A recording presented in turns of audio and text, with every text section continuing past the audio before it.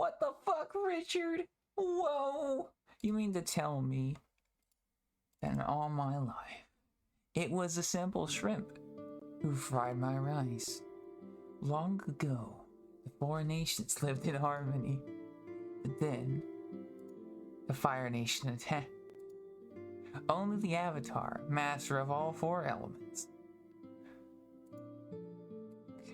could stop. And when the world needed him most, he vanished. A new Avatar by the name of Aang.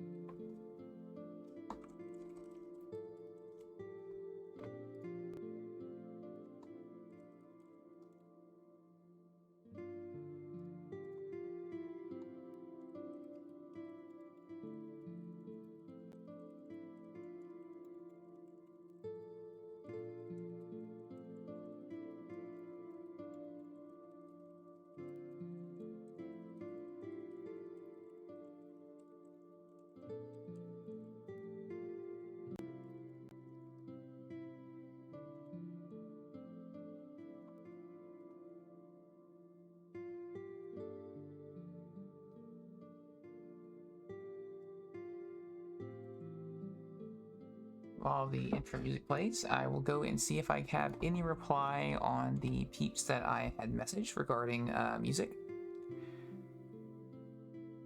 Damn. I haven't. That's sad.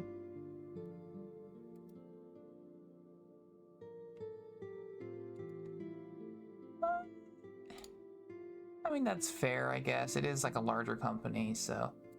I don't want to like blow up their independent things because I don't want to be rude and, you know. What do you mean streaming nothing? Hey, sure, what's up? How's it poppin'? Howdy, howdy, awkward. Ah.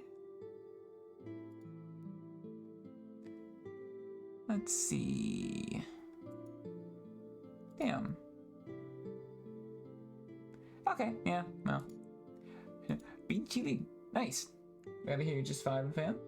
We'll be playing Sunless Skies here soon, which if you don't know is a game all about space trains, which is fucking sick. I wanted to check and see whether or not my my inquiry about streaming Cold Kingdoms music had been approved. It has not, unfortunately. That's alright.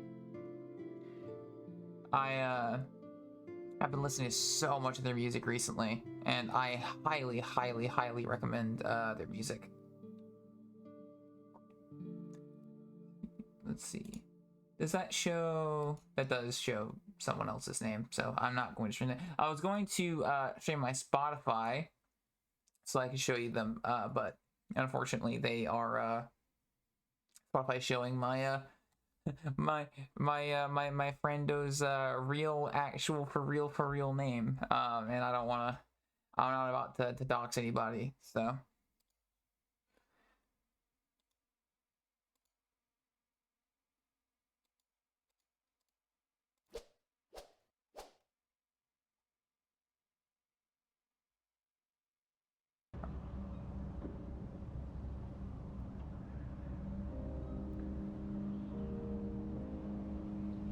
Bless Miffers for buying this for me, by the way.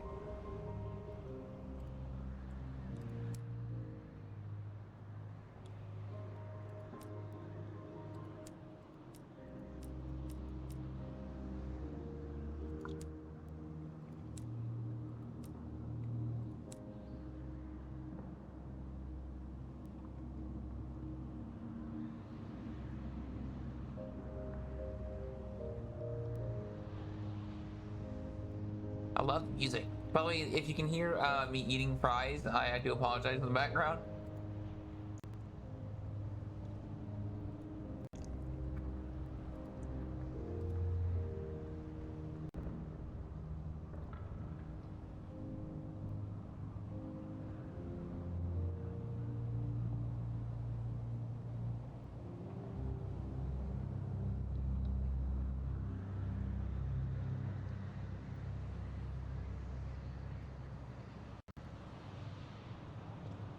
Cool as.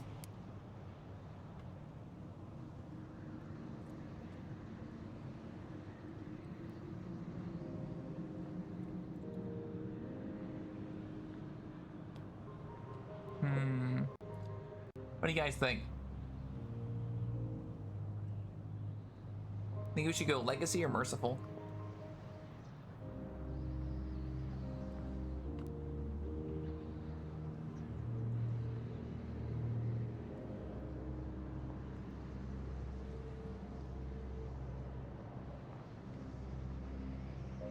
I'm thinking of going with Legacy to experience how the game's like, quote unquote, meant to be played.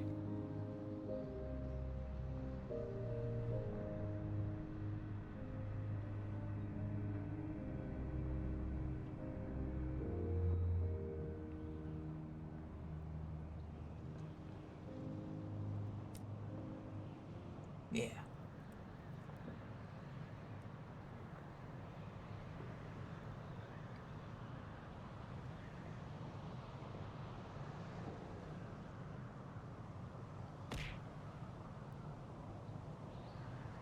You dare yeet things at me.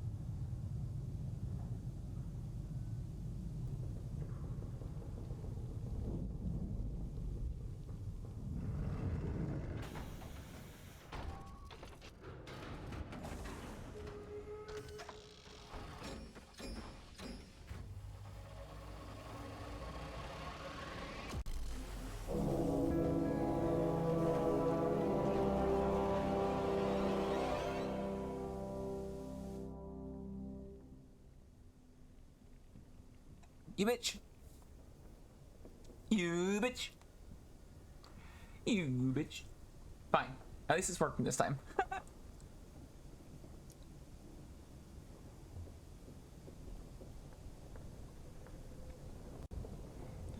That's not gonna give any information out, right? Yeah, right, cool. You already know what time it is, baby.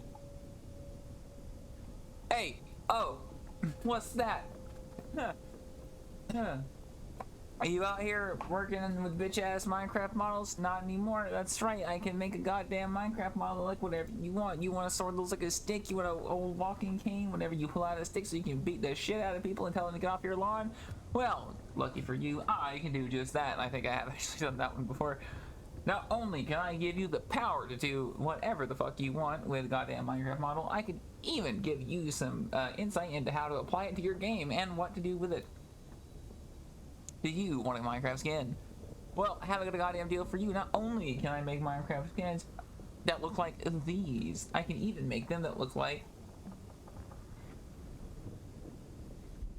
oh shit. Oh shit. Do I have the ability to do that? Wait, hold on. It's time to play with fire and see if I'm banned. It's time to see if I lose my channel. Aha! Look at that. I even make skins like that. Let's go. Whee!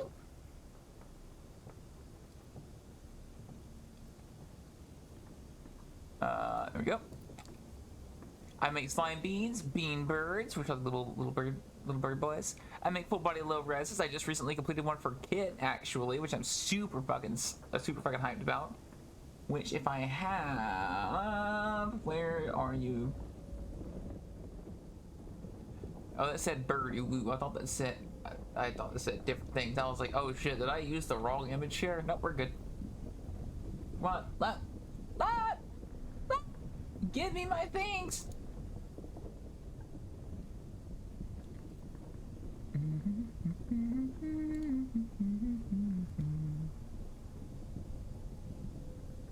Oh wait, that's the wrong one. Shit. Can I...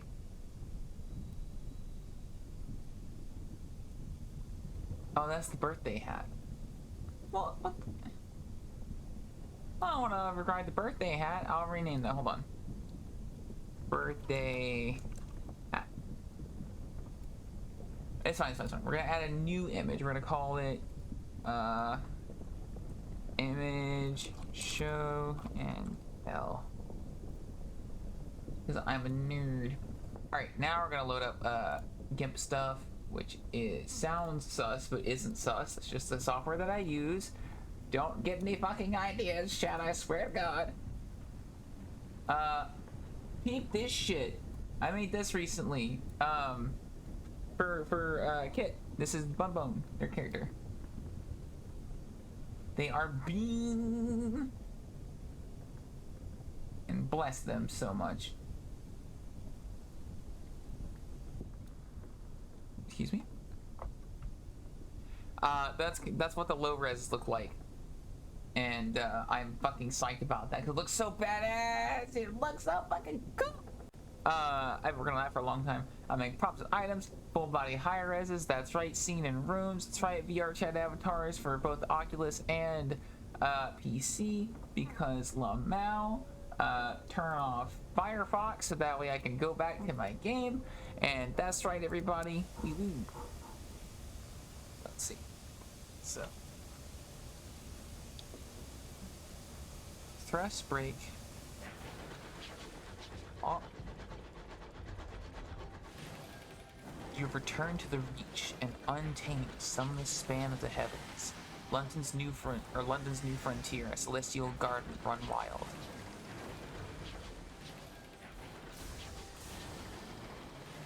Your journey back from the Blue Kingdom was tumultuous. Your locomotive is damaged and Captain Whitlock is badly wounded. Sorry, I'm getting there we go. Gotta get the weird, like, border and stuff off.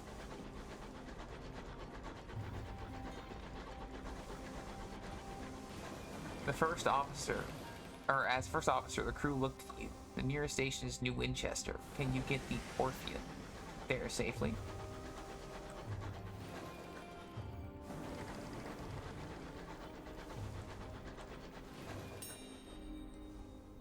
Much to the relief of your stokers, you find a barrel of fuel among the detritus.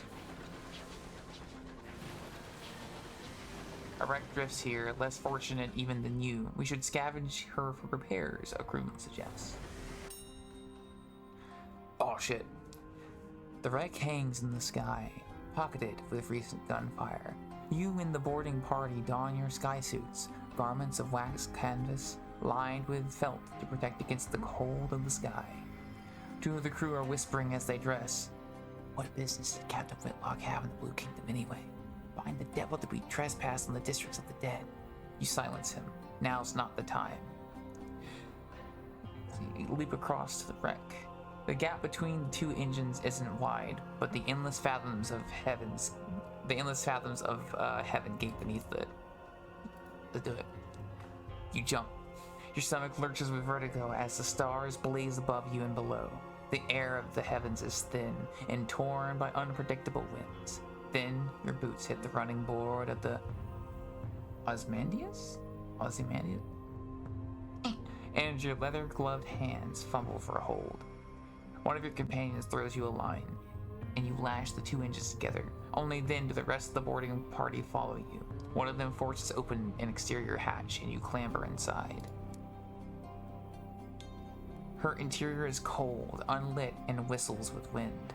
Your party's lamps spread buttery light over the narrow paneled passages. You make your way towards the hold, stepping over bodies crumbled in the corridor. Unfortunately, your way is blocked. A bulkhead has been mangled inward by a well-aimed barrage. Ooh. See, you locate a length of pipe uses pry bar. This will test your iron skill. Iron is the skill of confronting and overcoming. Ooh. Or lead your party on a more precarious path. Go back out onto the hull, climb past the blockage, and enter through a window on the far side, and do so carefully. Veils is the skill deceiving and evading. Ooh, I'll do Veils. Success. Nice. The rest of the boarding party follow you without enthusiasm. You recall the first time you climbed outside an engine, helping the captain to fix a leak in the exterior pipe. The wind had shrieked, buffeting at you. You asked the captain what would happen if you slipped. You fall, she answered tersely. But where to, you asked. She looked down, then up, then back. The sky's depths spiraled all about you. Away, she said, as you heard her fear. Back in the present, you tumble back into the Osmondius through a shattered window. Your party spill in after you, glad to be back inside. Let's see. You have reached the Osmondius hold, a ruin of smashed cargo and spilled supplies. Hopefully, somewhere amidst the detritus, you can find parts to repair the Orpheon and restock your stores. Conduct a thorough search. Your companions work quickly. The Osmondius hull has begun to creak. Your actions on board may have compromised its integrity. Let's see. You find enough food and gear to restock your supplies, and enough spare parts to make necessary repairs to the Orpheon. The food will need to be thoroughly thawed, of course, but you've eaten worse in the skies. "Oh!" cries one of your party, prying the lid off of a long crate. It holds a cannon, still nestled in straw. Another crewman pulls a battered bird cage from the pile of ruined cargo. Within the cage, something winged and furred opens a sullen eye. You examine your finds. The Osmondius emits a long, juddering creak. Your boarding party exchange nervous glances. From the chaos of its hold, you have retrieved repairs and supplies and discovered some useful equipment. A gun that can be mounted on your locomotive and an educated bat. Ooh. We can mount the Jerusalem cannon to the Orpheon. Her own weapons were damaged during the fight from the Blue Kingdom. That leaves you vulnerable. You can claim both this and the bat. Liberate a diffident bat and employ it as a scout. The heavens are wide, so locomotives use scouts like bats to locate things of interest. Ports, resources, wrecks like this one to scavenge. Let's see. The bat treats its rescue as an inconvenience and immediately begins haggling over pay. You offer to put it back in its damn cage and leave it on the Osmondius, at which point it becomes more polite. You doubt it will last. Osmondius emits a long, juddering creak. Your boarding party exchange nervous glances. From the chaos of its hold, you have retrieved supplies. I feel like staying here for too long is a bad call. I feel like this game's like gonna be like, oh, well, you can only pick one, because I feel like by saying you can claim both this and the bat, they're like,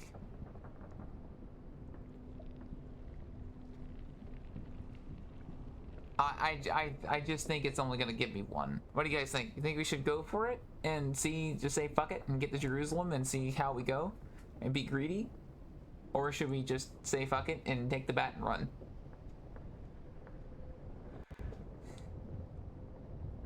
What are you guys' thoughts and opinions on this? It is sort of in the tutorial, so I doubt they're gonna like fuck us over that quickly, but let's see, blue might be tutorial. Yeah, that's what I'm thinking of. But I'm wondering if it's like, if it's not going to like learn us on greed, if it's gonna be like, oh, this is tutorial, by the way, you died, haha, start again, you know? I guess we haven't progressed that far, even if it does fuck up, right? Fuck it, let's go. Pew!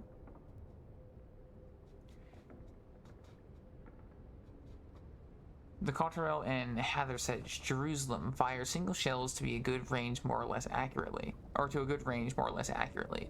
You order 2 of your party to get it back onto your vessel and fit it immediately. The Osmodeus groans again. The structure shudders spasmodically. The Osmodeus, oh, okay, I see. The Osmodeus makes a long jittering creak, blah, blah, blah. You can press onto the engine room. See, you might find more fuel there, but you better hurry. The Osmodeus is beginning to tear apart. This is not without risk. Or return to the Orphean. It's too busy or too dangerous to stay. I think we're probably fine on fuel. And I think that it's specifically telling me that there's a chance that that's gonna fuck up. Is like it kind of telling you like, hey, this is not a good idea. So I'm just gonna take the cannon and the bat, and I think that's just gonna be what we take from this. You lead your boarding party back into the vessel, unshackling her from the buckling Osmodeus. You stoke your engines and steam away. Restocked, repaired, and rearmed, the crew give a ragged cheer. Your terror has fallen. Onwards! Oh, didn't mean to hit that. Press F to send out your scout. Cost supplies.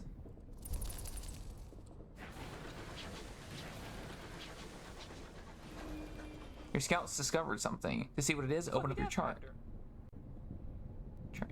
Hey, Storm, what's up? Scout has discovered something. Ooh, it discovered a station. Hello.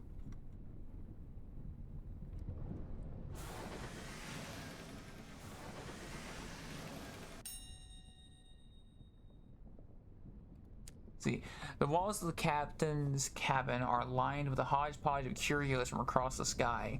Captain Whitlock lies in bed. Black marks cover her skin like a monstrous brand. When she coughs, coils of acrid smoke pour from her lungs.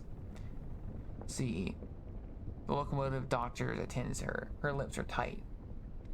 Or, the captain opens her eyes. You draw near. She attempts to smile. Bedside. Her mouth is blistered from the blue fires that dance on her tongue. Her hand grips your arm. Her skin is hot as kettle. Made arrangements. The Orphean will be yours. Her voice is just a rasp of burned meat breath. But promise. She breaks off to scream a word in a language that was not made for human mouths. When she resumes speaking in English, she is weaker. Her request a little more than a gasp.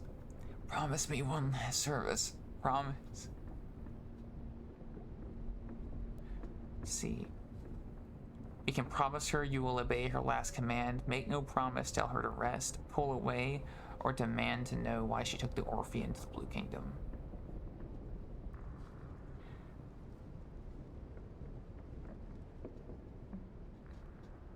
Let's see it done. She sinks back, relieved. All at my will, she gasps. Be it better. She breaks off as the sigils burned her bones into a flare glowing cherry red through her flesh and skin. Better captain than I.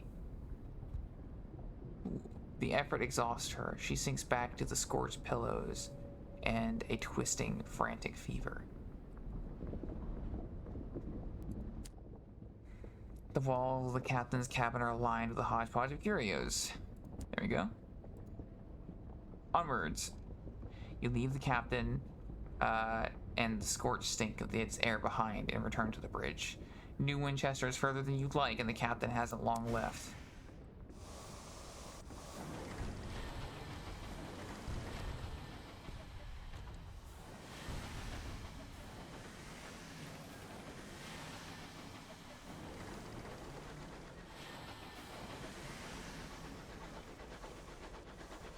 So I know from the bat, there's a station over. Oh, hi. You're not gonna.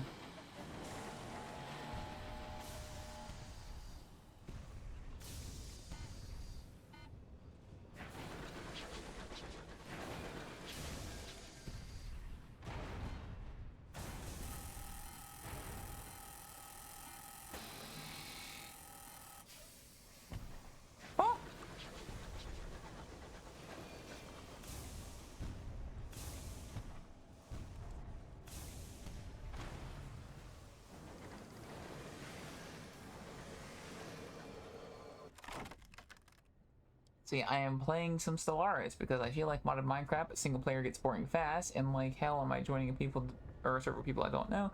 So Stellaris is apparently the next best thing according to my brain. Hey, fair enough. See, you repaired to board the buckled wreckage, poised to plunder the plunderers. Behind you, someone is humming a song of victory. Ooh. Marauders pillage homesteads and hunt travelers all across the reach. They often carry stolen valuables or scavenge the marauders' plating and components to repair the damaged Orpheon. I mean, we're not that damaged. Like, we're slightly damaged, but we're not that damaged, you know what I mean? We'll take stuff. Your boarding party returns with wallets and watches, cufflinks, lockets, and keepsakes. You store them in a safe to be pawned if you make it back to port. 32 sovereigns.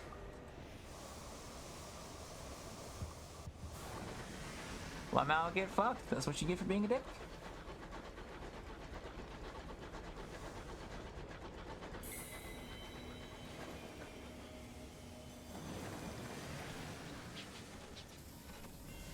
New Winchester. Hey, you. You coast into the bustle, the din. You coast into the bustle, the din, the soot, and the steam of Wolversea Station. It is clogged with other engines, scrappy mining locomotives from Lustrum Way, weathered explorers gleaming with frost, sleek company vessels with bright brass fittings. No sooner have you pulled into the sidings than a brusque station master bustles you over. Excuse me. He requests you to come aboard. I must speak with your captain, he insists, brandishing a ledger. The usual formalities. Delivery sounder. He has just appeared at your shoulder. His face is solemn, his hat in his hands. He lowers his eyes. No. How dare. The crew exchange bleak, wordless looks. The Orpheon itself feels suddenly more empty. The station master was confused. You inform him that unfortunately Captain Whitlock has just passed. Ah, he says neutrally. Sorry to hear that. Very, very sad. Or very sad, very sad. He waits for what he considers an appropriate minute and a half before continuing. Alas, even amidst tragedy, the cogs of bureaucracy must turn. If Captain Whitlock is deceased, the station authority require their answers from the first officer. He dons a set of spectacles and locates his pen. It will be relatively painless. Name, background, purpose of the visit, etc. Where shall we begin? Shall we begin, excuse me. Oh, shit. Create your captain. Today, London lies between the stars. Her empire unfolds across the heavens. But 10 years ago, before the northern gate was opened, before the renewed empress led her people into the skies, it lay in a vast cavern far beneath the earth. Deep, dark, marvelous. Who were you then? Let's see. Street urchin.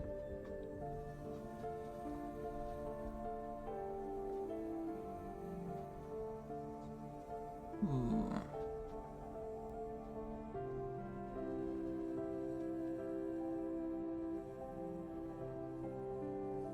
So I've seen there's a lot of ship names based on ancient Greek, but the place names are very British, and I kind of love that juxtaposition. Yeah, same. It's really fucking cool. High mirrors. Ooh, the skill of investigating. High priest. Or a priest, excuse me. A Zaylor.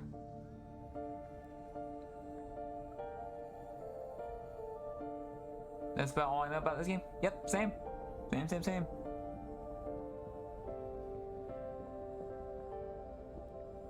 Revolutionary. The world is broken. One way for the rich, another for the poor. You decide to do something about it. Ooh.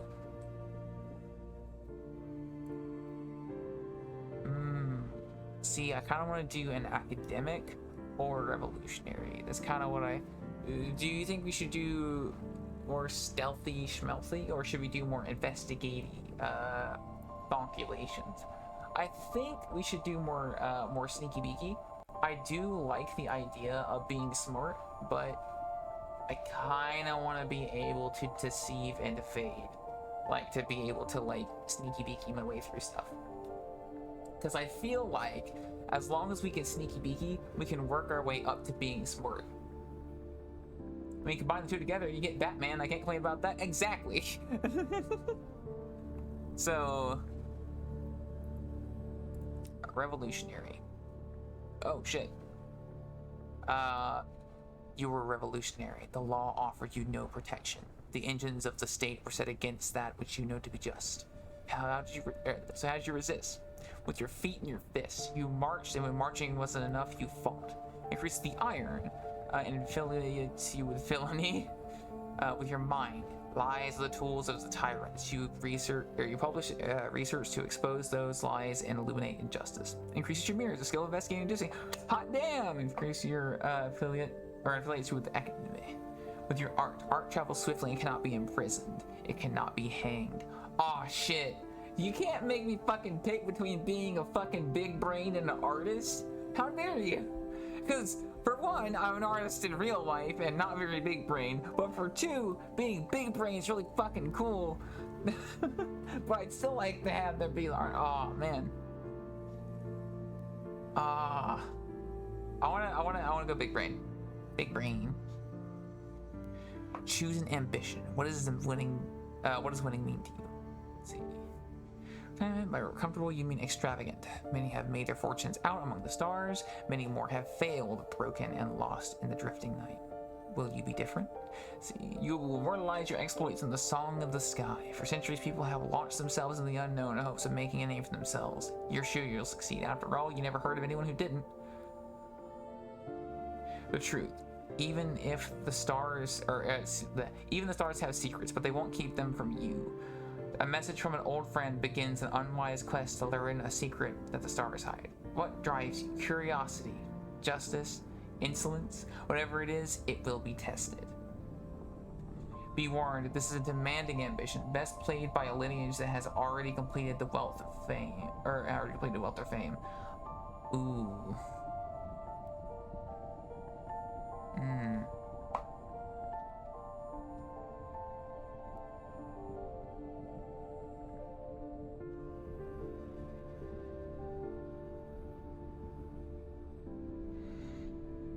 So basically, it's hard mode. But that sounds so cool, though.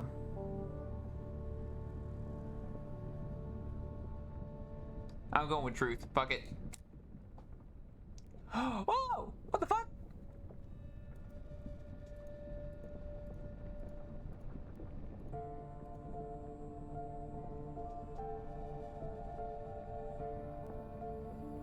I mean, surely someone who already picked the investigate skills would be most qualified to find the truth and most likely to seek it. Yeah.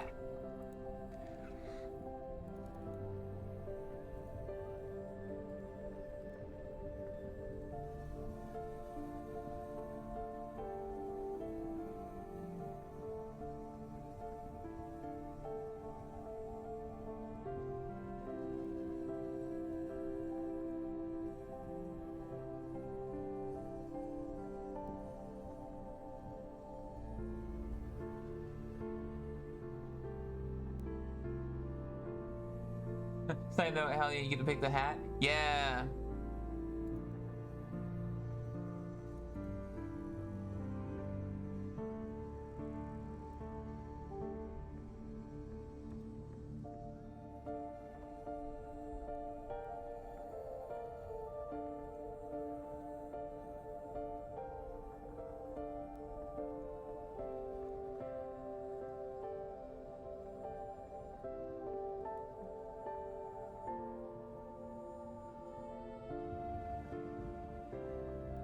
Yeah, apparently. That's really fucking cool.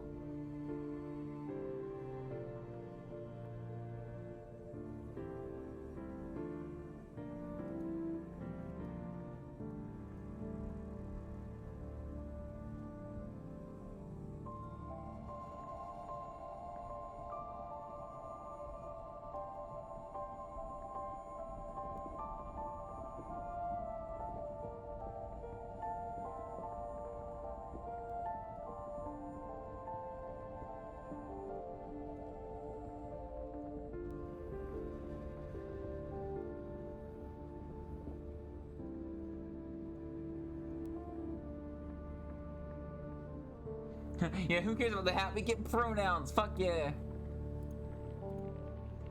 Oh, that's such a cool fucking get. Oh my god, look how cool that is. I know this is like a blondie thing, but the fucking trench coat, you killing? Are you kidding me? That's fucking badass. Oh.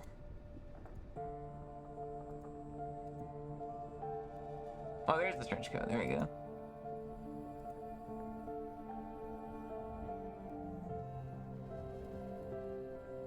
Okay, okay, well.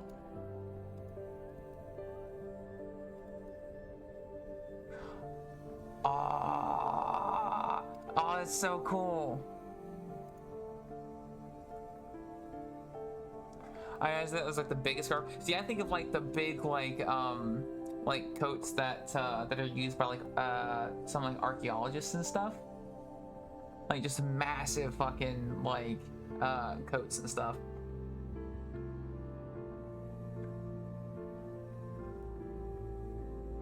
Oh, I'm thinking I can't decide whether or not I want. Yeah, yeah. See, I'm thinking that's I think that's too Trigun. I think that's too Vash. But I think this is a little bit like better.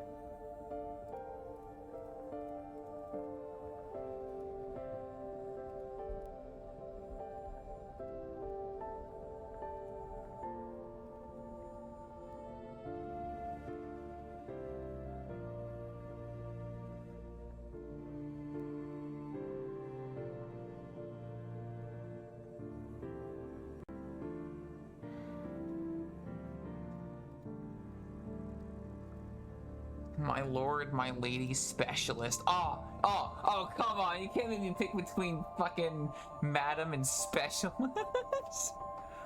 Professor, officer, archivist. Ah! Shit. Comrade. Oh, fuck. Come on. You can't let me pick between that. So you can even choose like a title if you want a pronoun. Oh, that's mean. Like, that's super cool, but that's also mean because the titles are so fucking cool. Sorry, I'm nerding the fuck out. Oh, what do we have to name ourselves? Fuck, I didn't even think about that. Ooh. I know. Hold up.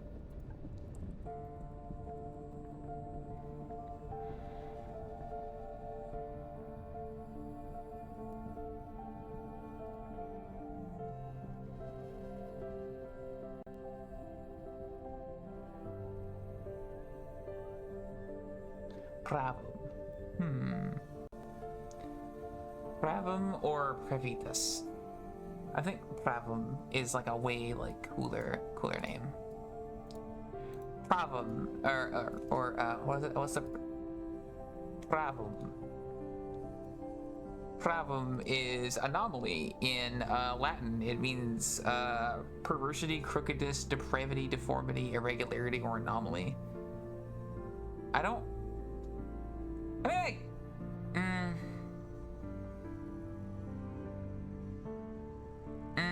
don't know that I really want to name it Depravity.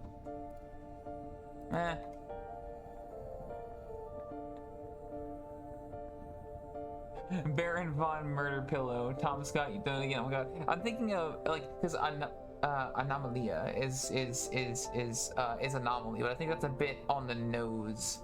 I want their name to be something strange. Oh, what the fuck? Oh, I'm totally naming their. Ooh. Okay. Peep this. Novice, or how do I pronounce that? Exter.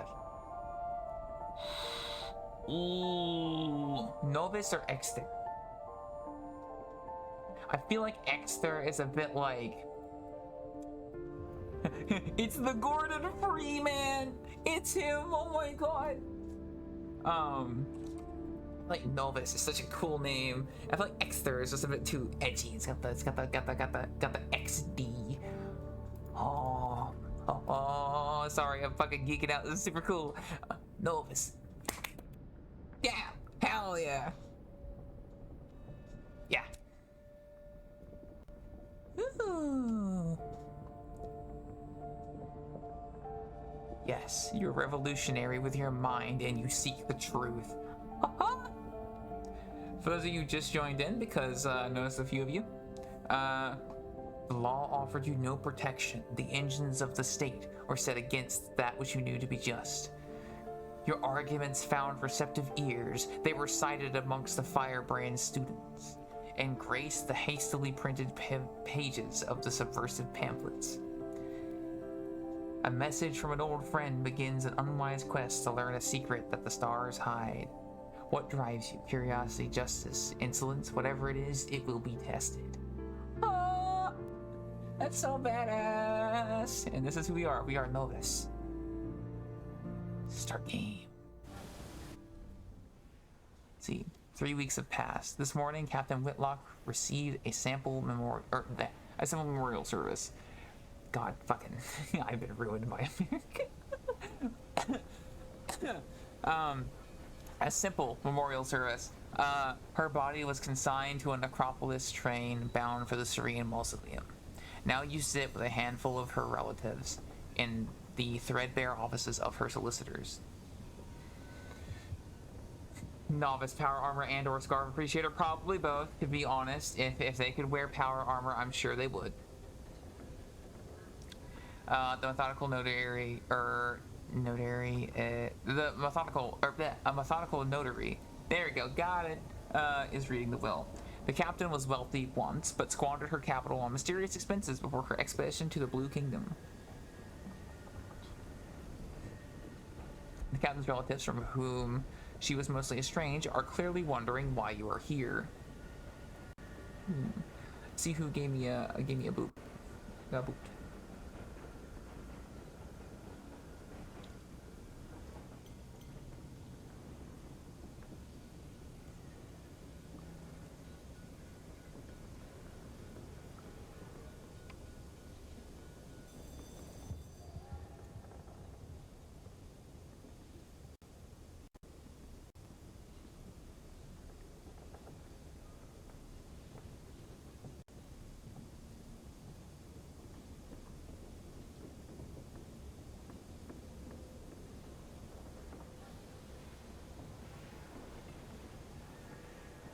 Sorry, a friend of mine is showing me some of the food that they had while they're visiting the UK, and ooh.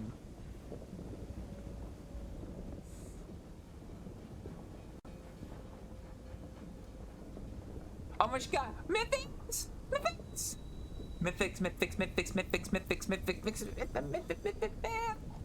Look at it! Look at it! Look what we look like! Look what we look like! Oh shit, you can't see because of the trees. Damn it. I'll look for X7 the VC whenever you're ready to VC. Oh my god! We are called Novus. Or Novice. That's what I decided to call it. So this motherfucking game, Mythics, it rather than making you pick a gender, it gives you a bunch of like ambiguous options and then fucking gives you the ability to choose your goddamn title. You could be called an archivist, or like a fucking proctor, or a doctor, or fucking like ma'am or madam. I think I chose like madam. Sunless Skies. Yeah, thank you for buying this game, by the way. I am already hooked. This fucking game, like, I think if I hadn't played Barotrauma before this game, I would have like not. Oh, bless YouTube fan. Fucking, I think if I hadn't played Barotrauma before this game, I probably would have been less receptive. But given that I have played Barotrauma, I'm like kind of riding off the energies of that, and I'm just like, oh, because it's so fucking cool. Get your fucking ass in the PC. Whenever you can. See, I feel like Barotrauma is good adjacent. No. See, there's also just Citizen, which would probably make the game feel about 5 times more dystopian, because when does anyone get called? That's totally fast. Oh my god. Sorry, peeps are messaging me.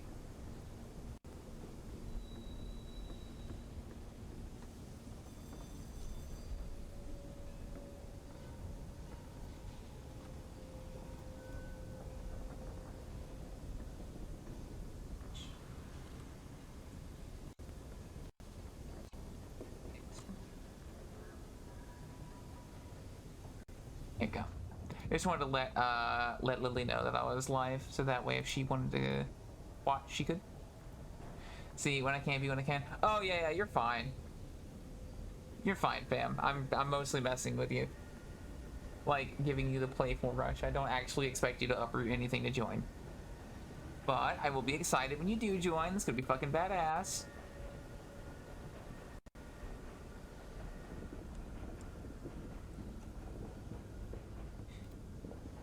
Wiggle the joy? Hell yeah. Alright, let's see. Oh no, no, no, I didn't mean to, no! I didn't mean to skip that! Ah! Wait, can I go back? Journal.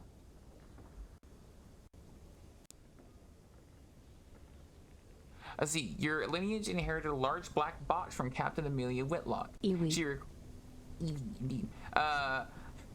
She requested that it be delivered to an address in London, unlocked, then left there. You can investigate the box at New Winchester. You could take the box to London as requested, or you could sell it and be done.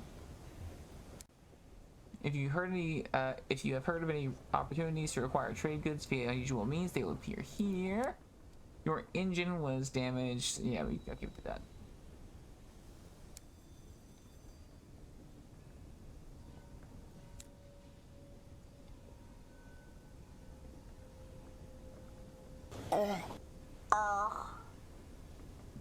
Scars, what's up?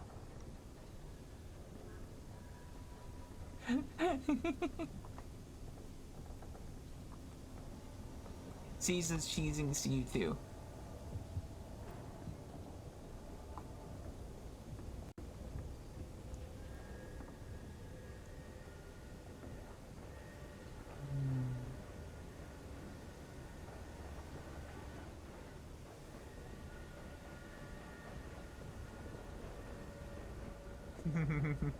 Yes, the cheesening. Cheese them! Cheese them!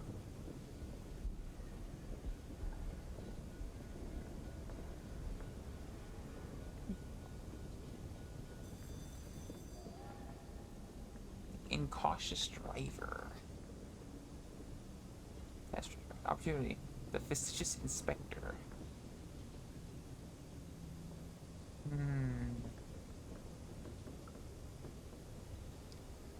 Okay, well, what do you guys think? What do you want to check out? Eternal checks.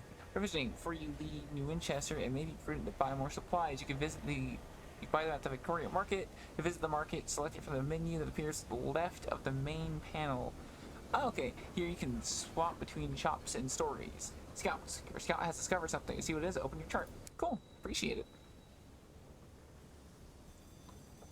Ooh. Ooh. Okay, what do we I kind of want to see what the old friend has to say, and I also want to know what's inside the black box.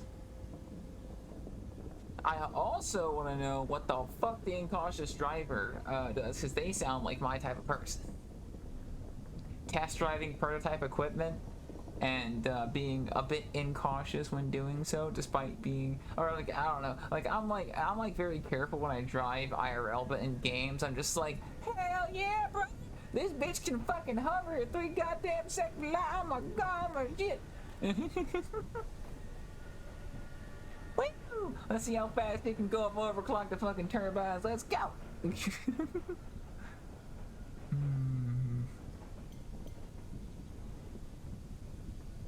Investigate the black box. Captain Whitlock left it to you in the hold of the Orpheum. Her will described it only as a black box, a description you consider to be an unhelpful understatement. It is a casket of black basalt, longer than you are tall, unadorned, with a single small recess that contains a keyhole. The thing must weigh most of a ton. It stands upright in the corner of a hole where the crew pushed it out of the way.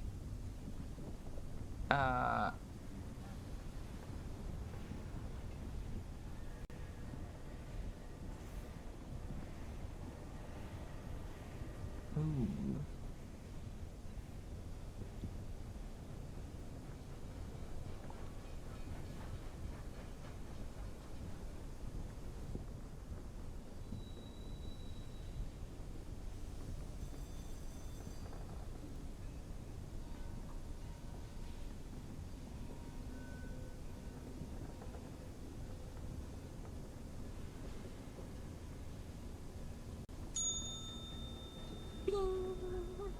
The Tavern Special. Tavern Special.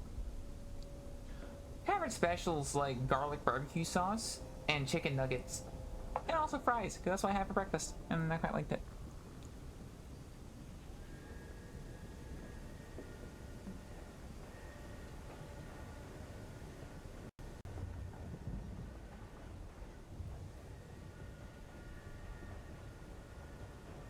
Examine the box.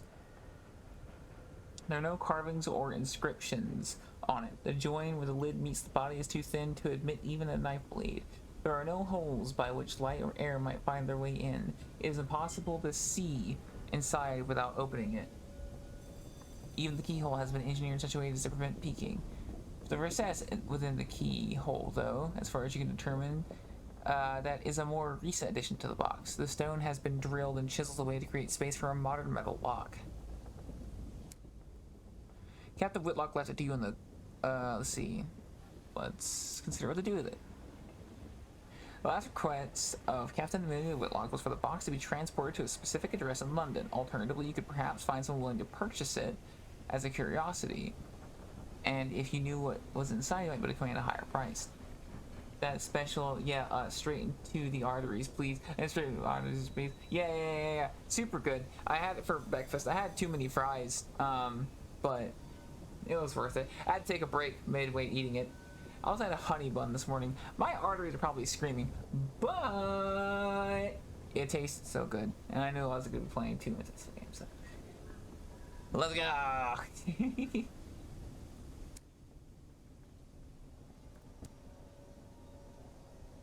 Captain Whitlock had brought it on board just before your ill-fated expedition into the Blue Kingdom.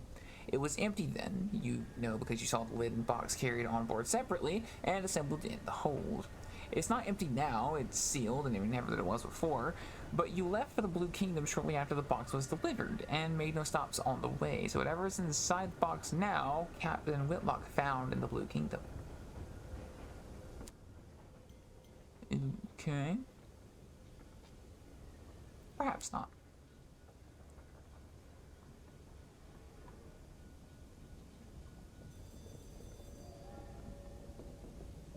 Incautious driver.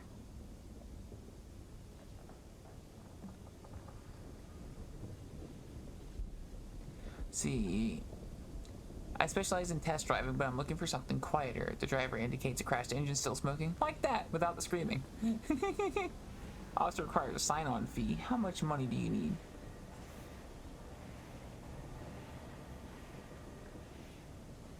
You unlock this with 132 sovereigns. You need 20. Okay, so I can just buy them for 20. That's not bad. Or buy them. Let's see. What harm can it do? This will get you a chief engineer who will increase your iron by 6, your hearts by 2, and your affiliation establishment by 1. Officers and mascots. In addition to your ordinary crew, you now have an officer or perhaps a mascot. Officers must be appointed before you can benefit from their skills, abilities, or animal charisma. The first officer you recruit for each role will automatically be appointed. To change officers, open the officers panel while in port. Okay. Driver boards eager to get started. I recently parted ways with the Woodward Company, they explained. Personally, I think a crashing week isn't so bad. They disagreed. Oh, well. Let me learn. I had to do that specifically for Mythics. You're welcome, and yeah. Live and learn. But up, skip, but boom. Live and learn. Old friend. Following your... on the edge of tomorrow. Following your return. Following your return to New Winchester, you are eager to meet up with an old friend. She is an earnest agitator. You are firebrands together. You kept one another's secrets, even the dank 420 brick cellars where you. Where special constables bloodied their knuckles against your ribs and jaws. There you go. Revolution. In time, you learned to temper your fires with guile. You were in this for the long haul. When London relocated, you went with it and resumed your activism in the heavens. Yeah, I know, right? Your friend somehow acquired a locomotive, the Azazel. Oh, why can't I drive that? Perhaps it was a gift from her patrons. Perhaps, some said, she was the black sheep of a wealthy old blood family. She took her cause to the far corner of the sky. She's still the captain of the Azazel, and associates with a group of seasoned captains who gather at the Promised Days here in New Winchester. Perhaps you can find her there.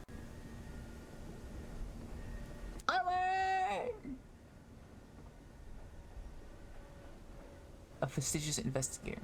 Excuse me, Captain! A woman pushes through the crowds towards you. She is short and square-shouldered, in a neat black suit and polished shoes. She shows you the case of her pocket watch. It is embossed with the crown and hourglass of London's horological office, the body responsible for ensuring time is consistent across the empire. I've been hoping to book a passage to Port Prosper, she says, slipping the watch away. I can, of course, pay.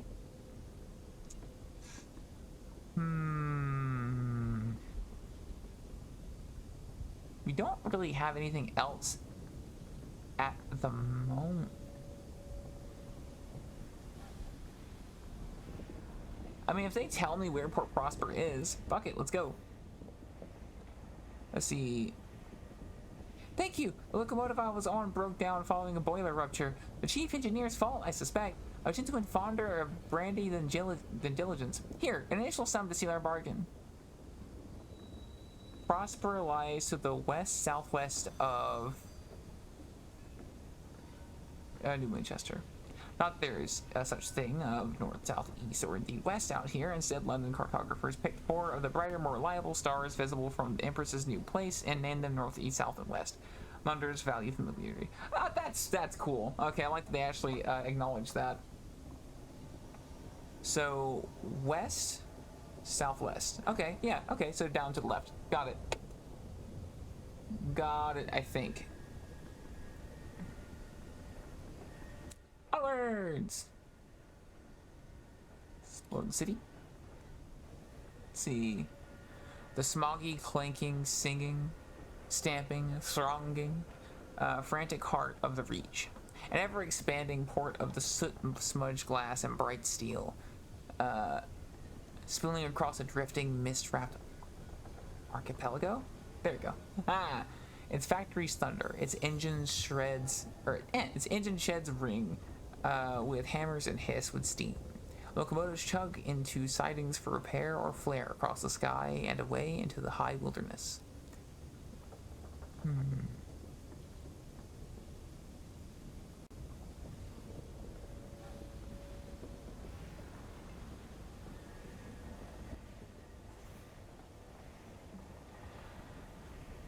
A port at the station advised you to visit the nearby pub, Promised of Days, and talk to the seasoned captains there.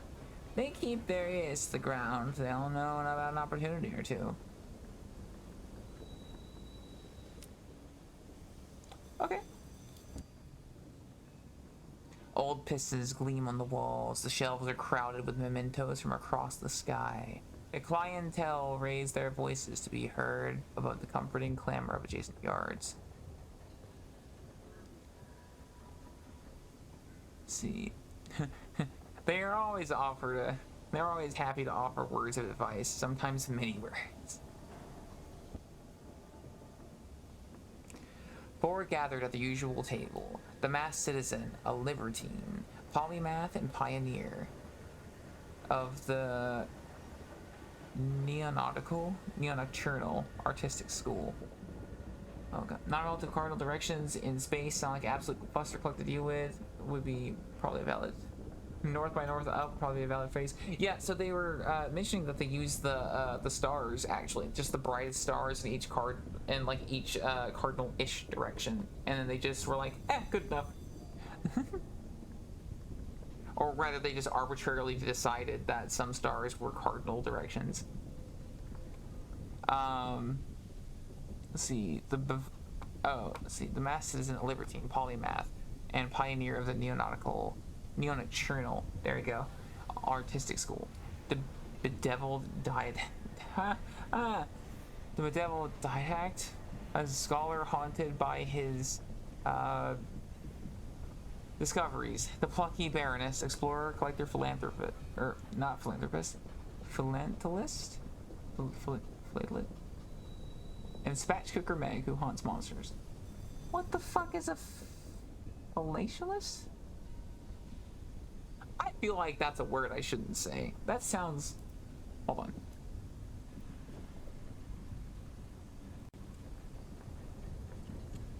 What does that mean? Oh, they're a stamp collector. Why can't you just fucking say that? Of course, everything out here... Or I guess it's Baroness. Of course, everything out here is jolly dangerous, says the Baroness. Humorous disguise. Some news of distant ports is valuable. Like port reports in the places you visit and deliver them to the Victory Hall or a company's house. The more you turn in at once, the more they'll pay. Pretty sure the only other context I've heard diadact is in Halo 4. You're telling me it's an actual word? I guess. Let's see. Or diadact. What does that mean? Over inclined to instruct others. One over inclined to instruct others. Spatchcocking is also when you split a chicken in half to cook more thoroughly. Oh. Look for other opportunities on the way, advises the mass citizen. Passengers who want transport, rich men in need of bloody work, etc. Yeah, Raphael, what's up? Old pistons gleam. Okay. I would inquire about a goddamn butter agitator.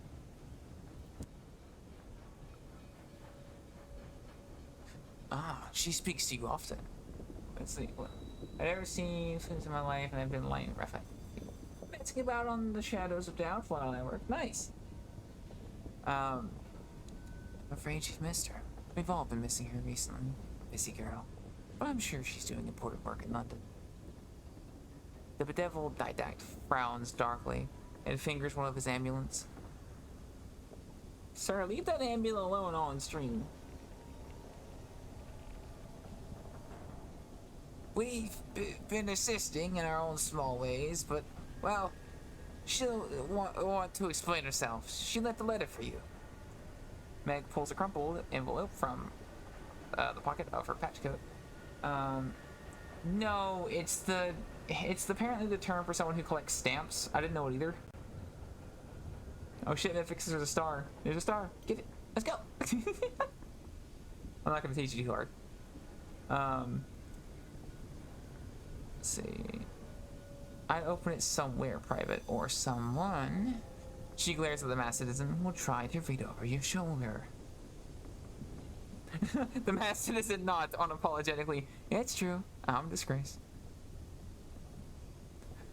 I like him. He's cool. I like the mass citizen.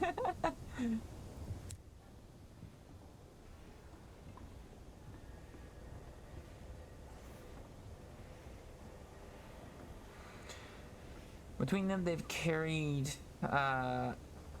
Navartine gemstones from Eltheria? Souls the blue. Oh my god. And raw hours to London. Have they tips? Ah, Didac says, fiddling with his innumerable talismans. An essential topic. Slides you a soul, and the captain shuffle around to make room. The mass citizen buys you a drink of their own invention. It is violet and foggy. The plucky baroness gives you a brisk, encouraging, ask away.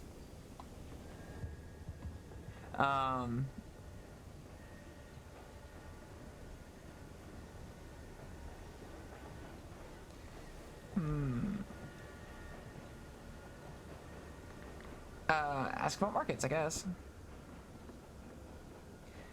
You can sell practically anything at a big trade hub like New Winchester, Baroness answers. If you want to buy, though, you'll need to travel to more distant ports. Each specializes in a particular export. Meg spits chewing tobacco on the floor. On the floor.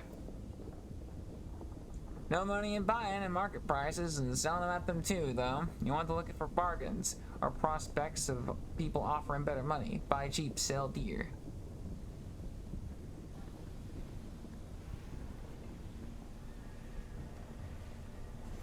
can sell, not buy, any trade good at a major port. Lesser ports each sell a single good. You can see what ports export by selecting on a chart. Oh. I like your voices, by the way, Trust. Well, that's just because you like my fucking deep feminine voices.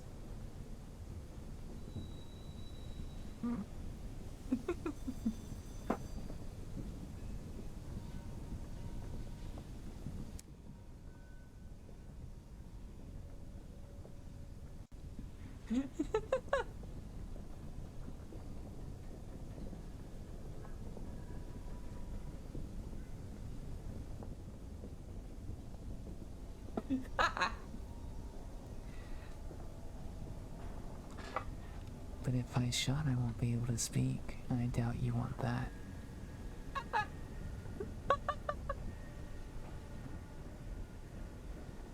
Let's see. Ask about prospects. The masses of sips to drink. The biggest ports here in each region has a bazaar where captains do business. There, you'll learn the people at other ports prepared to pay over the odds for a commodity. When you accept the commission for a prospect, it's yours. No other captain will pursue it. It's all fantastically civilized. Their smile is droll. You'll have to source the goods by yourself, of course, says the vile dialect. Find the port that exports them. The client will want a certain amount. You can supply some or all of it, but if you provide all they need, they may furnish you with an additional reward. Set prospects in the bazaars at major ports. You can accept up to 4 at once. You may review and abandon them on the locomotive screen. 2. Trading opportunity. In point of fact, I do. This says a mass citizen, tapping an elegant finger on elegant class. The host at Magdalene's needs an urgent delivery of seeds, paying a pretty penny too. If I were you, I'd get to the bazaar straight away, put my mark against it. Meg grunts. Broker in Port Avalon selling cheap seeds. Chirpy chap. God knows why. His face looks like it's been pushed to the mangle. An opportunity! Port Avon lies to the north of New Winchester, and Magdalene's lies to the south-southwest of New Winchester. Excuse me. Okay.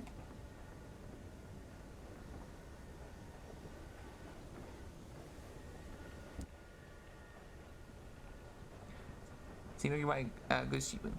Spatch cooker. Oh no, I thought she was saying that. My bad. Spatch cooker Meg wipes beer foam from her lip. No, that's busy. No, wait, what happened? What's there? No, that's fine. No, that's busy. Deals are strapped up. Never this busy. Deals are snapped up too fast here. While the bazaars at quieter ports can find all sorts, limited supply mine. Visit the bazaars at quieter ports. There we go. A bargain won't hang around forever, the Baroness confides, steadfastly or ignoring Meg's manners. So don't hang about. If you have your space in a hold, snap them up. You can always sell them in a major port for an adequate. There we go. Sorry, my brain was like Lisdexiing the fuck out of that.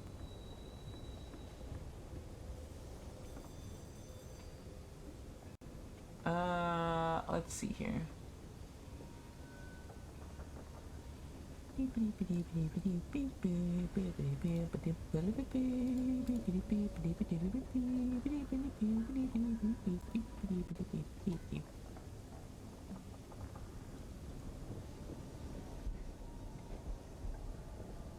Brando sent me a message. I want to respond real quick because it's about they might join us in Spess. You're trying to do aqueduct and adequate at the same time. Yeah, that's true. Aqueducted. Fluffy Death Raptor. Fluffy Death Raptor.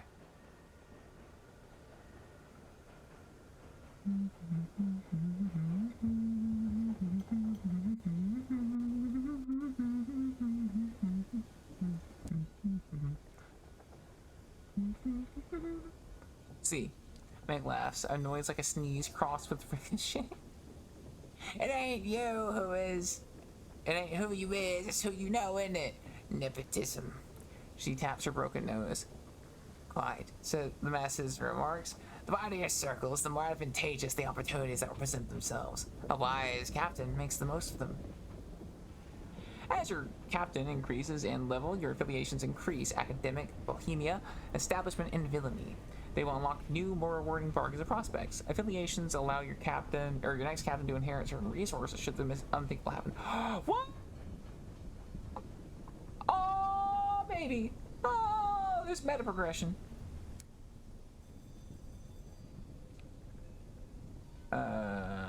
Goodbye.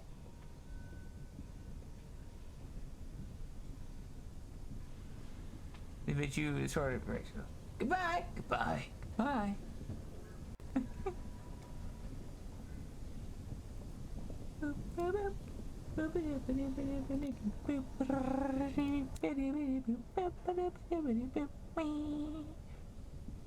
So, shops, bazaar, Sneeds.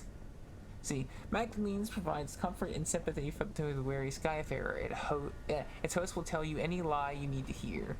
Some of these lies require flowers. An amenable host wants you to, or wants up 3 sacks of verdant seeds and will pay 80 sovereigns for each.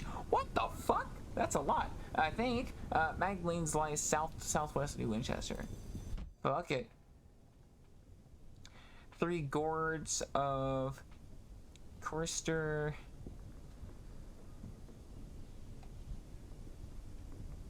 I don't know where those are.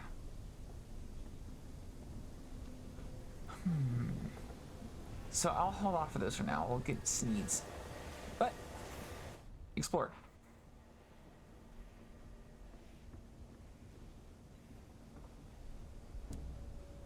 Oh, hello.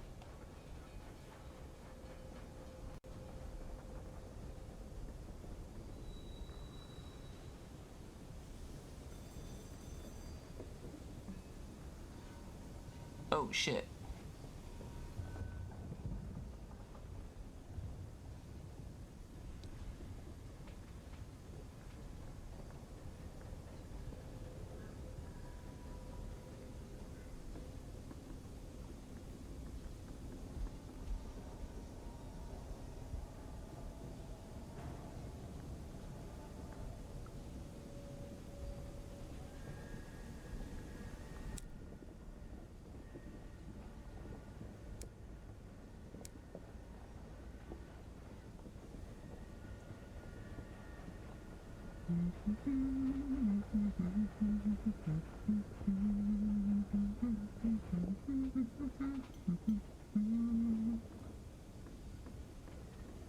Okay, I see.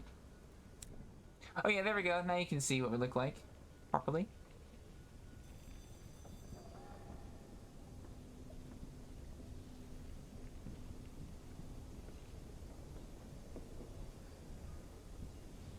So, oh.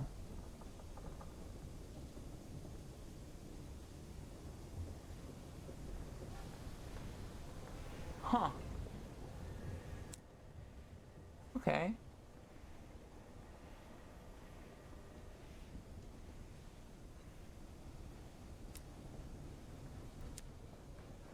Thank you.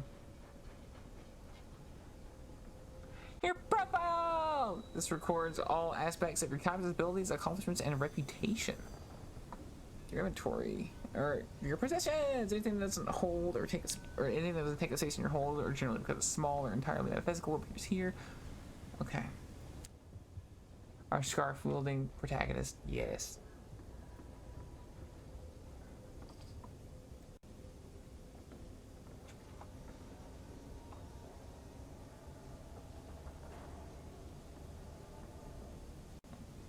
Goose. Let's get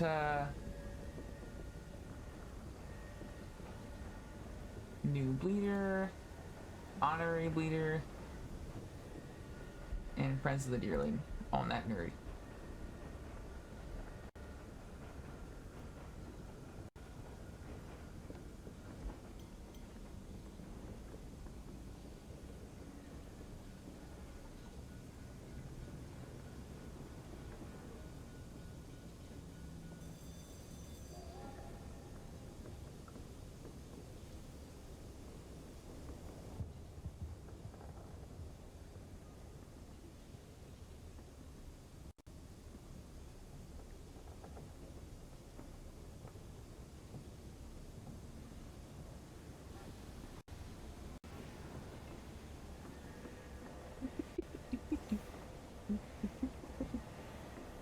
Why is that the thing that I went for?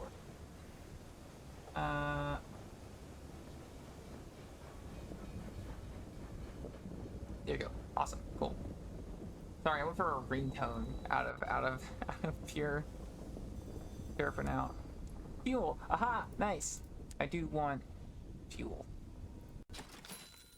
Sick.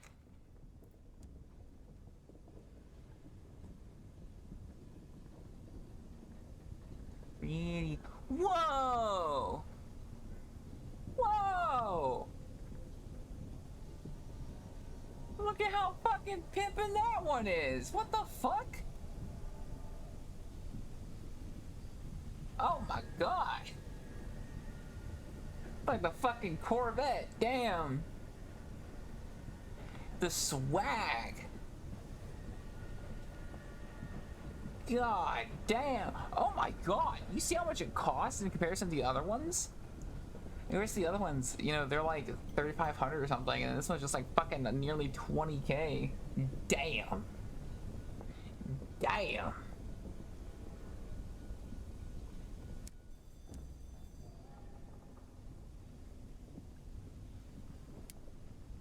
Privately, you examined the letter.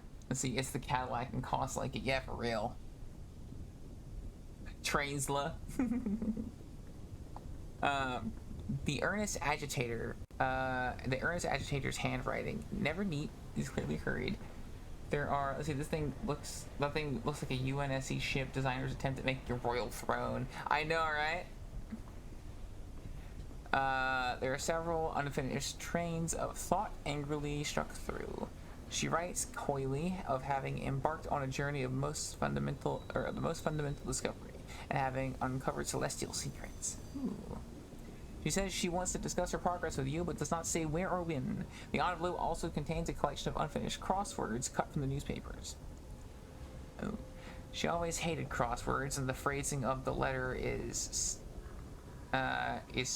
stilted, as if she had to use certain words in certain places. There's a concealed message here you are certain, and the crosswords are the key to it.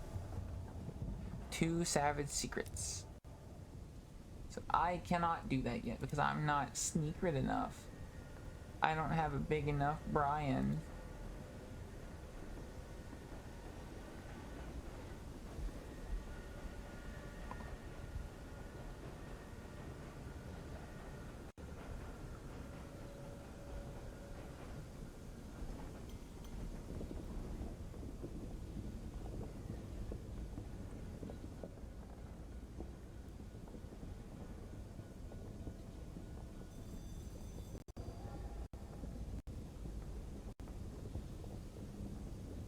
Oh my fucking god, that dance sticker.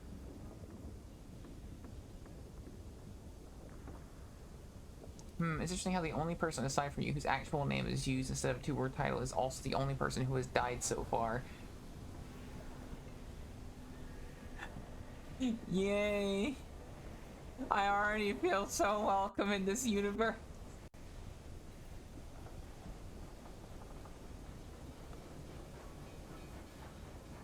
Ooh. A driver has no tolerance for uneventful voyages. When not on duty, they stare through the stained glass windows as if willing excitement. There's this willing excitement to ride in on a wave of disaster. When they take the wheel, the rest of the group grip to the nearest available supports and whisper quiet prayers to various gods.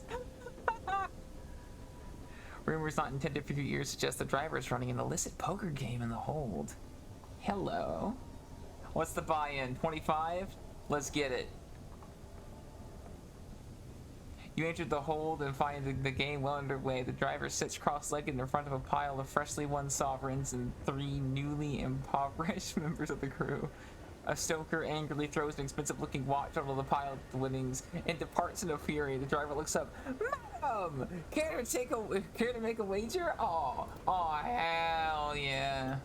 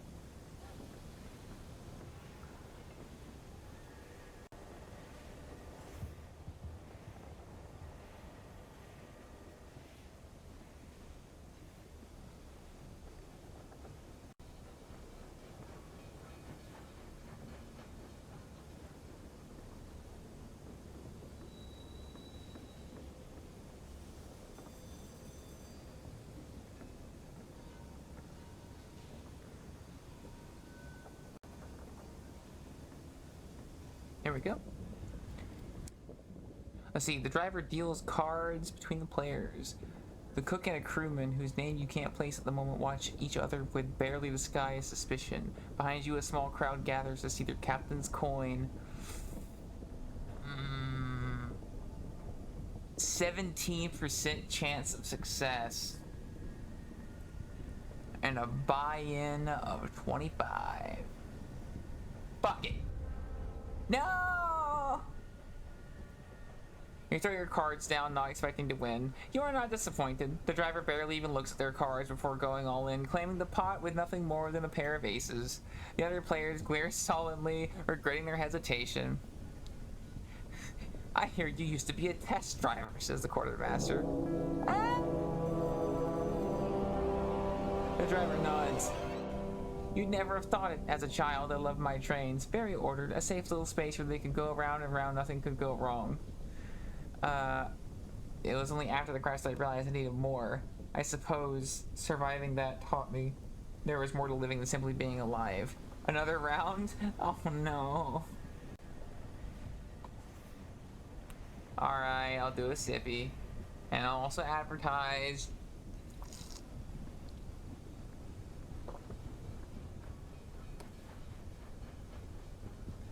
Damn, there's a lot of fucking reading in this game. I like it though, it's pretty. Oh baby, oh baby.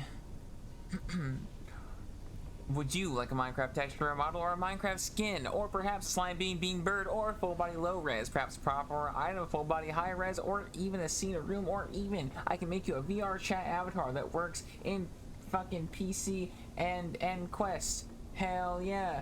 And by the way, if you want to know how the things look these days for the low res, I actually completed one recently. Oh, I put that inside the folder. Whoopsie. This is one that I completed very recently. For Kitsuno Okami. It's of their character Papan. Yeah. Yeah! I was so fucking proud of that. I actually have a turntable of it too, which I am equally as proud of.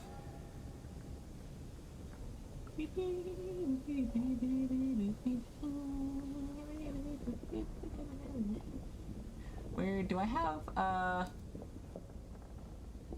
have confetti as a thing. You know what? Yeah, I'm not gonna attempt OBS by trying to start a video on it. Otherwise, I'll totally show you the turnaround. The driver deals cards between players, cook and crewman, whose name. I think I'm going to not do that again. Also, howdy, Poe. Hope it's going well on your end, too.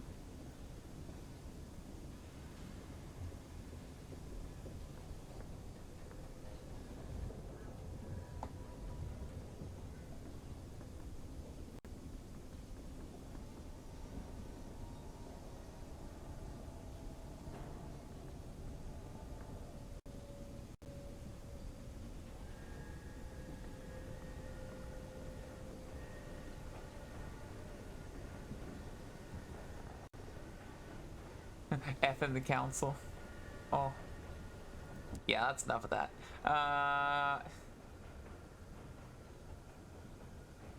Let the games continue. Driver nods to you, idly scratching an ear. Just for a moment, you spot something green lined around the finger. Ooh.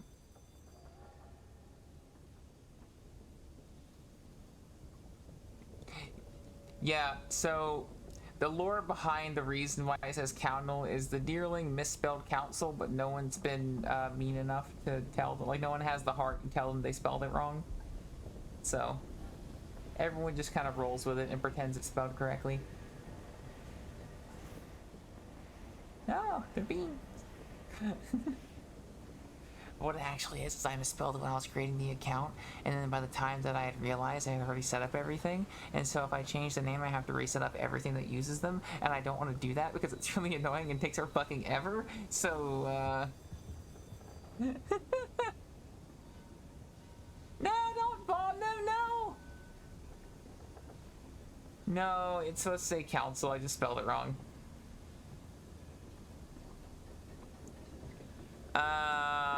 Recently they've been roaming around the quarters of engine, whistling and getting away. Is there something they want? Oh wait, driver, yeah, okay, yeah. You dare bomb me? The driver blinks. Can't keep anything for you, I see. I've been feeling a bit on edge. Would like to make myself useful if I can. There's races at the Royal Society. Maybe we could go there and you could drop me off for a bit. I could make us both some money. You take a coin and flip it in the air, it comes down on heads. Just a thought, anyway. Ooh. Ooh. Ooh.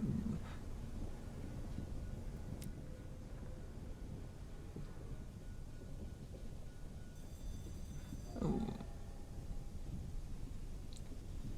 Let's see. What? Oh, yes. The driver scratches again. It's nothing, just a little air egg, I'm sure. It comes and goes. Her knee trembles with frustration of being pulled away from the wheel, even for this short conversation. See, I'll fine now.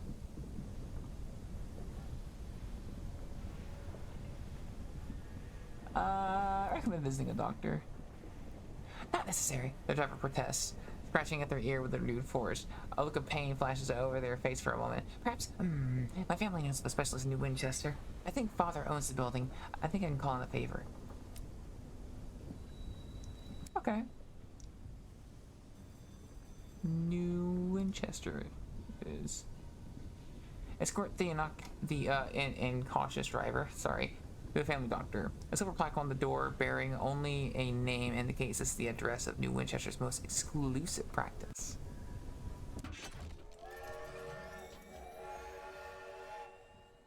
You've earned enough experience to increase your captain level. You can now choose a new pass or D in the facet screen. Ooh.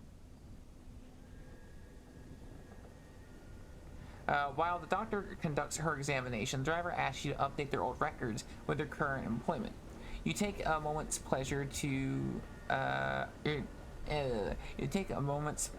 the driver's ridiculous middle name and pass over the field on gender, straightforwardly crossed out. Their address was last an eyebrow-raisingly prestigious New Winchester townhouse. You amend it to the name of your locomotive. Ah, the doctor says, peering into the driver's ear. A case of vertigo. A fungal colonization of the brain, not uncommon in the Reach. You notice the uncharacteristic impulses, changes in behavior. She eyes the driver's sky suit and scars. The driver nods. Yes, the spores root deeply in the brain. Attempts to extract them have had less than satisfactory results. I'm afraid the best prescription is to entertain them. Take them where they want to go, see the things they want to see. Typically, a little travel does the job. They'll soon lose interest. Oh. So, basically, it's just fungus that wants to see the world, and they're just like, "Ooh, lads, let's drive."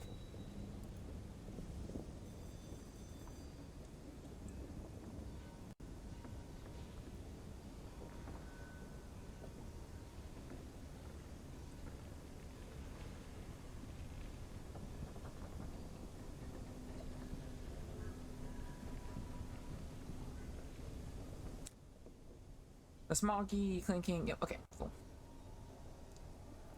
Perhaps not. Alright, let's see what we got.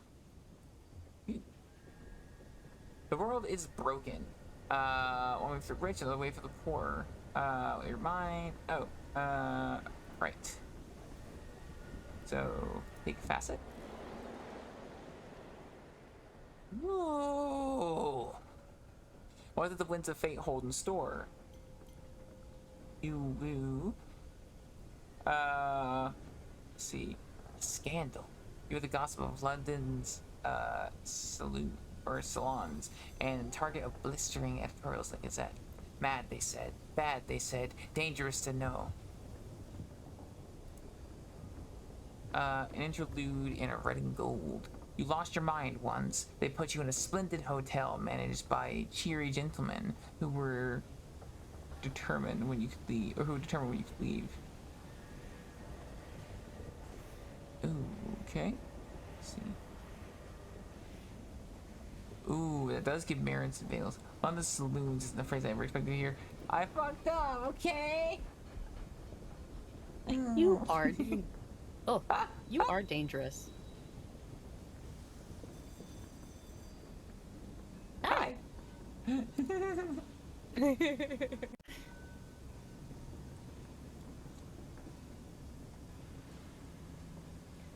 Yeah, I was like, yo, weird, if you want to join, you're welcome to do so.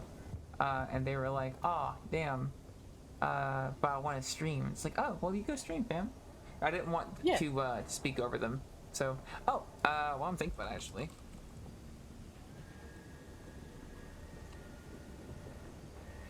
They're streaming art. If you want art, go follow them. Yeah. So how you doing? Tonight. Hell yeah. My barbecue sauce smells like hot dogs, and it is very strange. Oh, I've had that happen before. It's just like permeating my room with the smell of hot dogs, and I'm not exactly a fan of it, but I'll fix it later. Oh, if only you had a candle to stave away the hot dog stank. Yeah. See, liberation of the night, or of night, you began to hear of a secret sect or philosophy among the most extreme anarchist cells, the liberation of night. So we can go cult mode. Scarred, you came close that day to death. It left its mark. Ooh. A spell in prison. The judge, stony face, condemned you to Newgate. The stalactite. There we go, stalactite. Jesus Christ. Prison of Old London. I think I want to go for cult mode.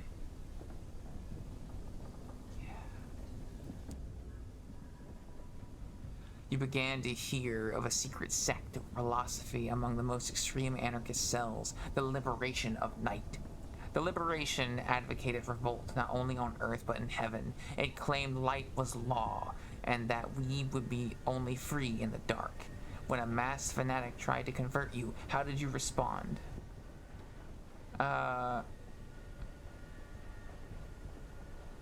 Your eyes were open. No one will be free until the stars, greatest of all tyrants, are shaken from their thrones. Existence itself as a chain. Oh, you sent him packing. His words smacked of religion, which is revered, or which, as the revered Kingsley said, is too often an opium dose for keeping beasts of burden patient while they are being overloaded. Good heavens, what a line. Damn. Also, Reverend. Oh, yeah, as the Reverend. Yeah. Sorry. There you go. No, it's okay. I would totally read it as that. I would read it as that, too. Oh my god, what a line, though. Fuck yeah. Existence itself is a chain. like, the writers on this one went hard. Be gone, cultist fuck. God, Jesus Christ, there are so many fucking things. I represent Harlages, the banking house. I promise this will only take a moment of your unquestionably valuable time. He produces a folded contract with a flourish. We hear promising things about you, madam. Very promising indeed. We would like to extend our services, provide a secure solution for the storage of your assets, absolute discretion, and steadfastness onto death and beyond. We require only a signature. See, the offer is entirely complimentary, I assure you. At Holliges, we measure ourselves by the quality of our clientele. This will unlock a bank vault, allowing you to store and withdraw any items at Hubport. Fuck yeah! I am certain that this represents the beginning of a long and warm relationship between ourselves and your lineage. May it endure. I bid you a good day, madam. You may access your bank in the central port of any region. You will find it in the list of areas on left-hand menu and dot. Select To transfer items between your holding and the bank, you'll be able to access the contents of your bank from any hub port. If your captain dies, contents of your bank will be inherited by your next captain. What the fuck? Onwards! Hell yeah. Okay, I think we're finally... Sorry. Damn, I realized we've been in this port for fucking ages. Oh shit, guards away! Ah! How exciting!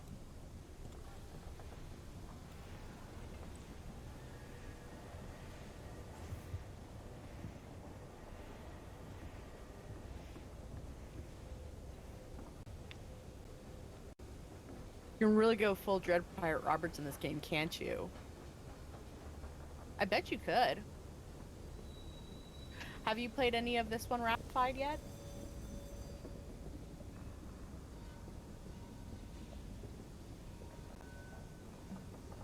I maintain that both this and Sunless Sea have excellent writing.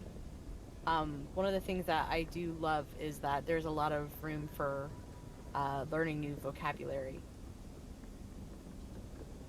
There you go. Let's see. Yeah, I'm pretty sure you can. You can go fucking full sicko mode. Alright. Cool. So... our chart. We are going to...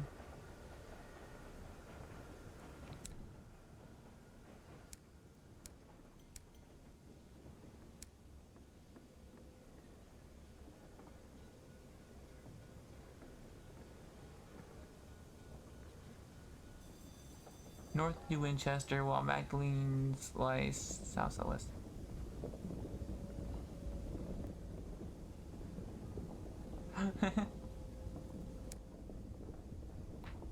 Ah, neck go pop. That was a really big pop.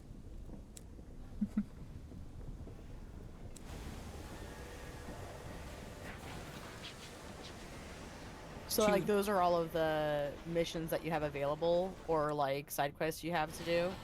These like are just the, like, a record of all the things that I have and have done. Oh, okay, gotcha. Yeah. Whoa.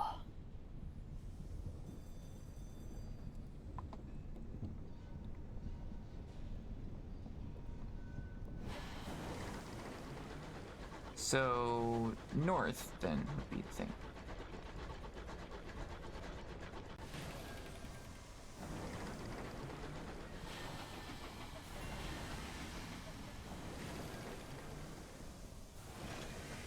What's here? See, the Assembly, the coalition of independent-minded settlers, colloquially called Tacites. Tacites? Gather and argue here. Deliver reports here to receive rewards and win the Tacites' favor.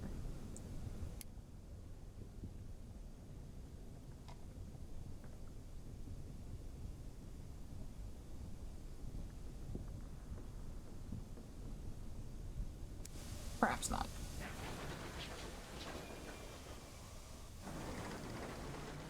So is that?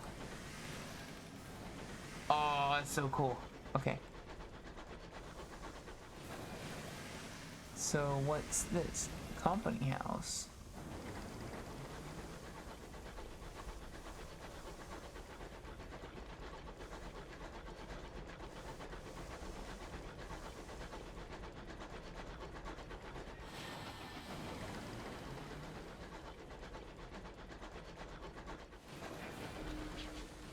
Wispy condensation trails across the sky, the ghosts of passing trains. The fuck? Ooh, that is so cool. That is a neat flavor text. Let's see. So my journal says that I need to go to Port Avon.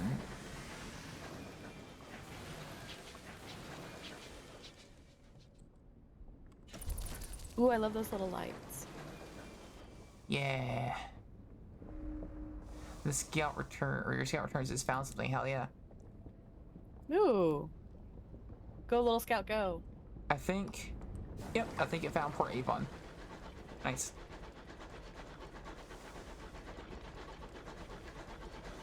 Oh, I see your supplies drain over time, and your bat instantly consumes a shitload of it to be able to find things nearby. Or you can just blindly explore, which is like... I've really enjoyed this game so far. Oh, I'm what's really happy to hear. that? Ooh. Old stones and forgotten ruins tumble across the sky.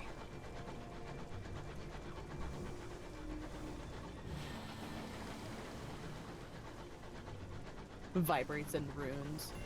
Port Avon, baby! Yeah, you did it! See, discovering ports. You're approaching a newly discovered port. This has significantly reduced your terror. Your crew are always thankful to find another place of relative safety in the skies, however strange or full of devils or covered in mushrooms. Nice. It's like a better version of Sunless Skies, but I really like the ocean motif. Yeah. Don't blame you. Behold, a ruin of giants, gargantuan blocks jigsawed together, furrowed with moss and whispering with orchards. Bucolic. What does that mean? That's a new, I feel like I know what it means, but let me go. Pleasant aspects of countryside and country life. Oh. Village nestles amongst them. Smoke coils daintily from the chimneys. A leisurely game of cricket unfolds on the village green. Ew.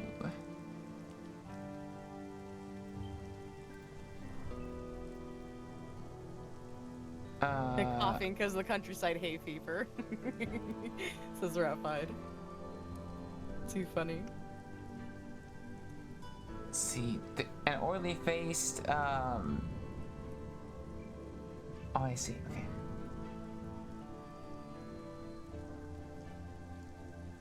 Unpleasantly cold country-like.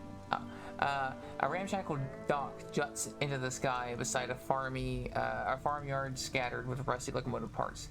Planting, piping, a chugging motor with its innards exposed. An oily-faced, black-haired girl waves your locomotive into position.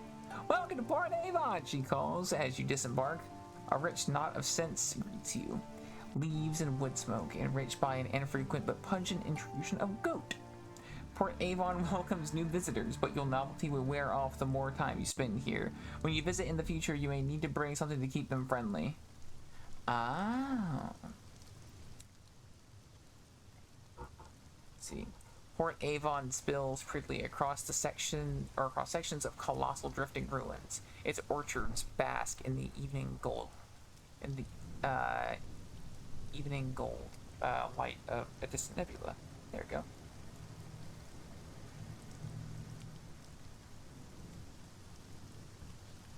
Let's see.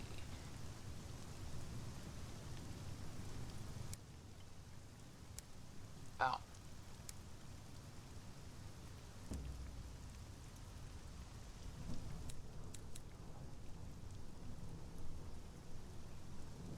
Let's see.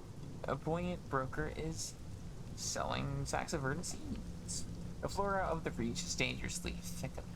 Plant a seed, water it, give it a little light, and it'll sprout overnight.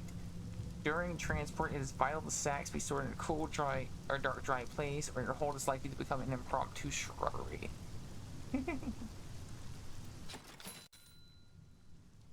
Your hold is almost full. Look for opportunities to use or sell some of your cargo. If necessary, you can also jettison unwanted cargo from the hold panel to create room for something more important.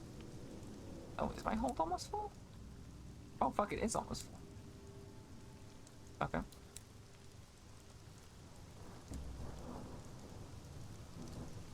Jumble of undistinguished souls. The bottles are as ordinary as souls that coil inside them.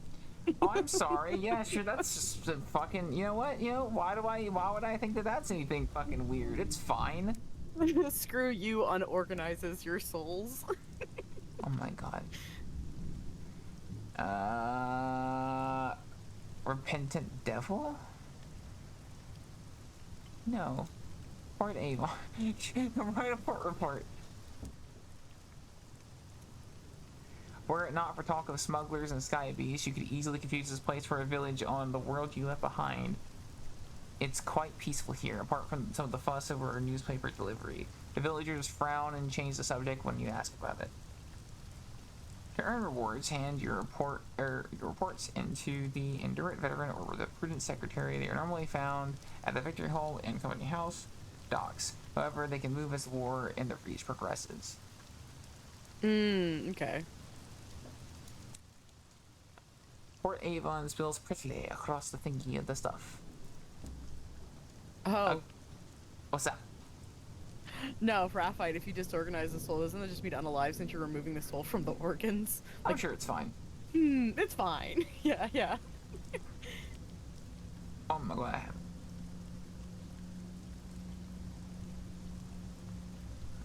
Trust the deer being violent again. The water being violent again? The deer.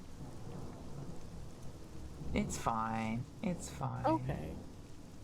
They just do that sometimes. It's okay. Okay. Just figure out check. Yeah.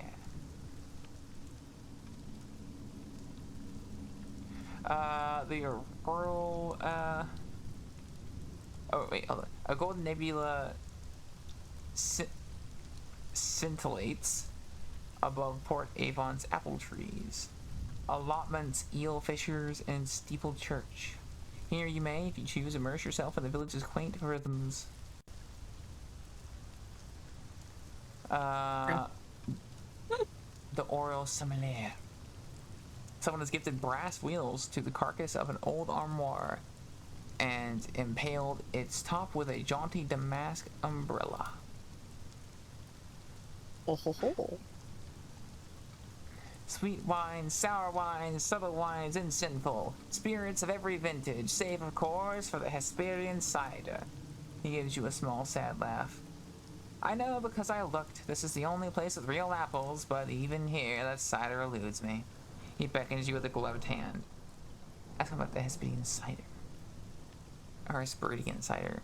A rare vintage unheard of and unseen since London. This merits investigation. Ooh woo. This man's just wants his cider. Come here, come close and listen, you effervescent thing. Okay, I have a story. An associate of mine, he once gave me a sip of it, one golden drop to place under my tongue, and my life was changed. A carnivorous pleasure steeps in his voice as he speaks. I went back to the store immediately, of course, but the price was too much. And then eventually the dreams drained away, and now I'm here, serving wine to drunks. His laughter is black and bitter, but the Auroral Sommelier gives you the address nonetheless, just in case. If you decide to risk the same grief, savor it for me. Apparently purchasable from an unusual shop. Okay, so we found out about some dank ass stuff. Gimme. The heart of the village, surrounded by orchards of real apple trees that were shipped through the avid horizon as seeds. An endowment of years from her renewed majesty grew them to swift maturity. Actions here will wear out your welcome.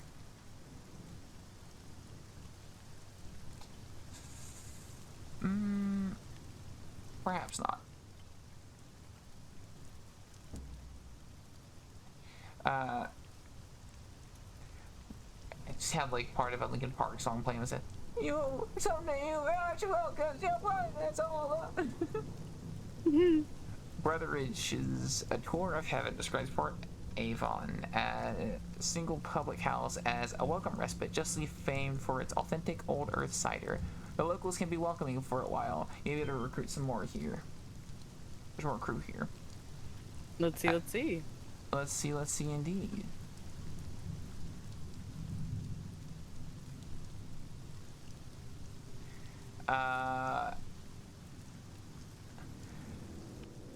Port Avon's first public house stands amidst a nodding corpse of apple trees. Or copse, sorry, of apple trees. Inside, brass gleams cozily on the beams, window latches, doorknobs, and other fittings retrieved from the first locomotives that carried people here. A great polished wheel hangs on one wall. Actions here will wear out your welcome. Read a work of speculative fiction. In the nook by the fireplace is a shelf of magazines. Each contains a story by the local author, the turbulent fabulist. excruciating amount of cider, made from real apples from the world you left behind. Careful now, a local warns you placidly. Speak to a short-sighted cryptozoologist. She perches on a stool in the corner, staring at a map of the Reach. I must have taken a wrong connection in Winchester. Intercede in a mushroomy matter. The pub is out of scrumpy. The barman blames a creature a cross between a mushroom and a jellyfish. It sways its seat in the bar. Head upstairs. Okay.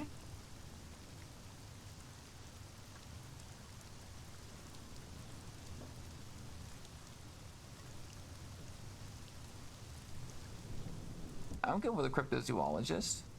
A tiny figure weighed down by 2 backpacks and a heavy duffel coat looks through thick glasses at her map and then up at you.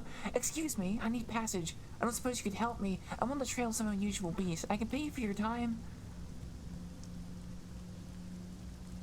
Fuck it, let's go.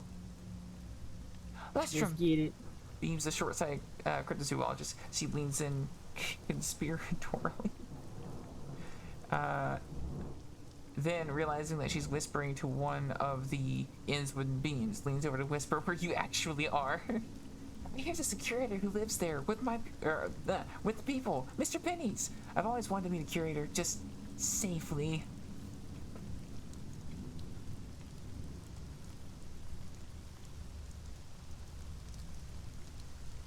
The short-sighted cryptozoologist almost boarded someone else's locomotive. A kindly stoker guided her the right way and onto yours. Interesting.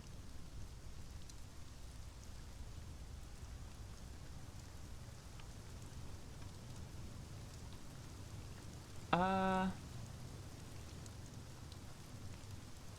have no idea. Ooh, what place was this? What giant king made his home here? And why did he abandon the vast stores of souls that the locals still quarry from beneath the stones? Perhaps you might risk a furtive excavation of your own.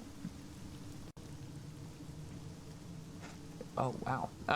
Not one of the looming stones is quite square, yet they all slot together immaculately. What were these ruins before their fall? Even their bones are tall and stately as the finest cathedrals of old France. What purpose did they serve in the past? Plentiful days when their sun still shone. Actually, you're welcome. Conduct a nocturnal excavation. Port Avon's chief export is souls, quarried from the vast stones and entombed within the ruins. You'll need assistance, luck, and discretion. The locals will not approve. Enjoy the picturesque surroundings. How they soar, how tragic, how solemn, with the most rampant visions of thunder. Success will gain you a vision of the heavens.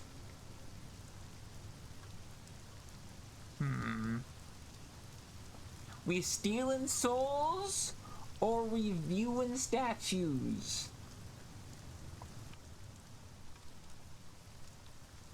Do we connect with whatever gods that be? Or do we steal the souls of motherfuckers who never got to see them?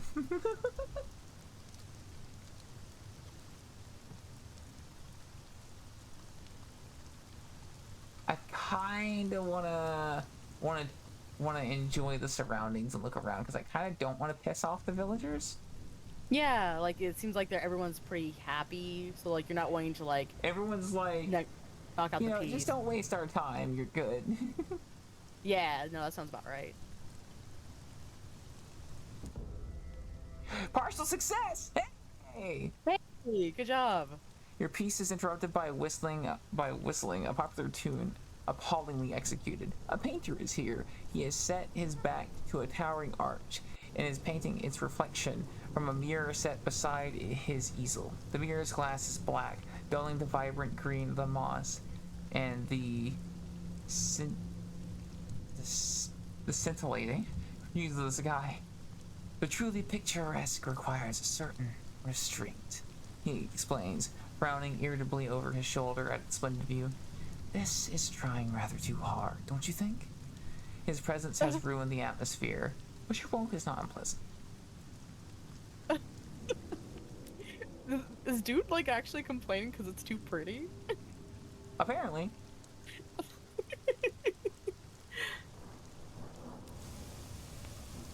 Alright, well,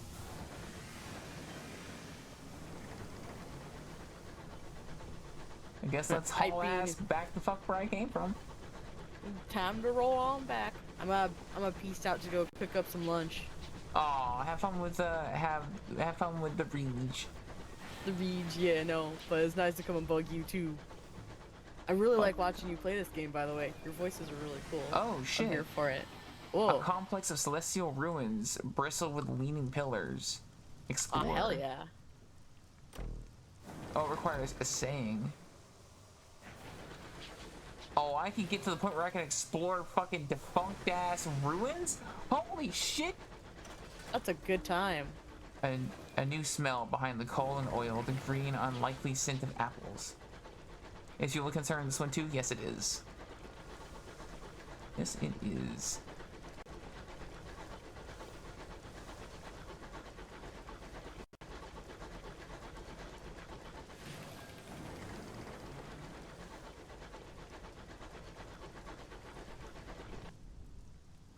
Uh-oh. The fastest inspector approaches you in the galley. Captain, good day. I notice your ship's clock has stopped. Perhaps you permit me to repair it. She has a little case of tools and a hopeful expression. You prefer things to be right more than twice a day? Fuck it, let's go.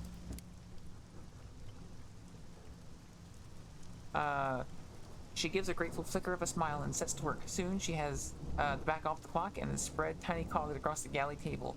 Obscure horological tools gleam brassily among them. Everything has a place. I appreciate the opportunity to keep myself busy. Staring too long at the stars is harmful to the temperament. Hey Vav, what's up? How is it poppin'? Let's see. The fastidious inspector has a round face, brown eyes, and short dark hair. She gives the impression of being perpetually busy. You're the sun. Time to fight. Huh? I am confused. I am Confucian and never can explain. Fire of her for the duties. Discuss the reach, the wide, wild frontier, sunless domain, but impossibly verdant with gargantuan vines. I will compliment their work.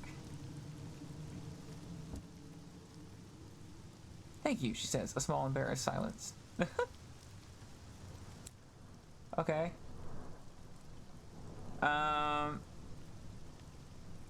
We will discuss the reach.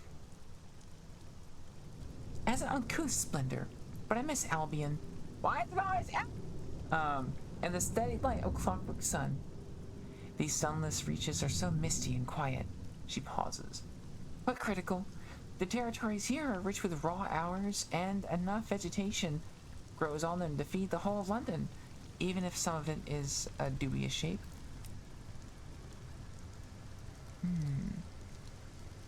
It reaches sun, and London has man-made sun. How did Her Majesty defeat the old one? Huh.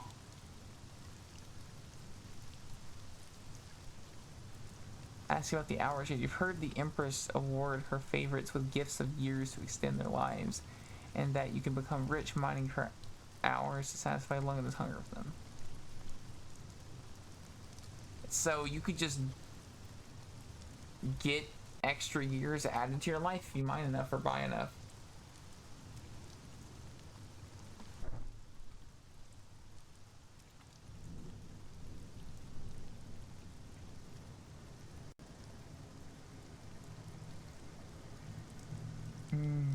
What do we ask? Do we ask about the immortality stones and things, or do we ask about the missing sun and how they fucking man-made one?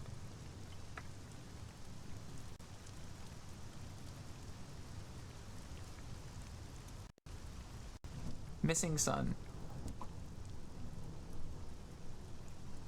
We warred and we won. It's not my area of expertise, I'm afraid. The sun's made the law, they say. Now Her Majesty makes it. As for Reach's sun, she looks through the window at the lightless stirring mist. I don't know. Do suns grow old? Do they die of natural causes? I would think that would probably be better than the alternative, wouldn't it? Ooh, okay.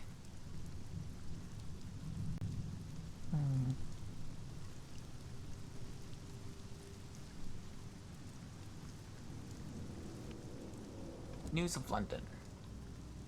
London sits in her coat of smog. Courtiers squabble at the foot of the throne of hours, hoping to receive endowments of years. Meanwhile, hard-working civil servants labor to ensure everything runs as it should. Was there a touch of harshness there? All is normal. I miss her, though. There is no city like London in all the skies, and Albion is very different from the Reach. Much more civilized. Okay. Let's do war. There are those who feel that London is a long way away, and that they do a better job of governing themselves. The frontier attracts independent spirits. We call them tackities, for the hobnail boots that are so practical out here. London, unsurprisingly, disagrees. The Windward Company earnestly represents Her Majesty's interests in the region, sometimes very earnestly indeed. The tackities call London loyalists stovepipes, for our hats, I suppose. She always look at you. And you, Captain? Where do you sympathize? Where do your sympathies lie? Ooh. I feel bad telling her to fuck off because she's with, like, the government, but it would make sense for my character to be like, we govern ourselves here, given that is, like, the entire fucking reason I'm here. Granted, I could say that I feel no loyalty to either side. Because I don't hold loyalty to the Queen, I believe. So. But I don't know that I hold loyalty to the tackities.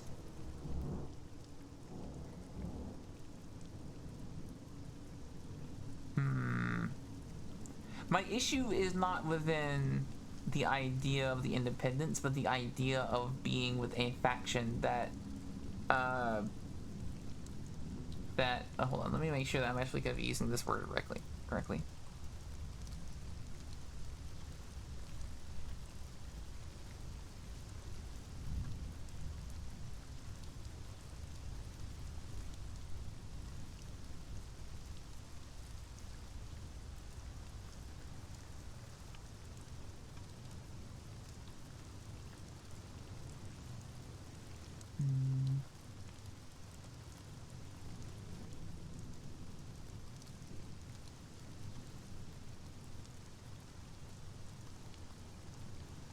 Okay, so that's not what I thought it was, but that's a good thing to keep in mind. So I'd rather not side with a faction that I don't know about, that talks about, you know, peace and independence, or at the very least, independence. Because that can go south real fast. Let's say I don't feel no loyalty, really. What a remarkable indulgence, she remarks with a raised eyebrow.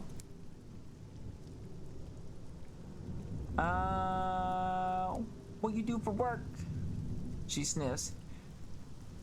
I would try and make that sound, but I'm afraid that the loudness at which I'd have to do that to obtain a sound to go through a stream would be imploding of the science. It is of fundamental importance that 10 o'clock on the 2nd of June in one corner of the Empire occurs at the same time as 10 o'clock on the 2nd of June on the opposite corner. How is an empire to function if it can't agree on what day it is? Unfortunately, the process is complicated by the fact that time is less reliable than it was. The hours trade has seen to that.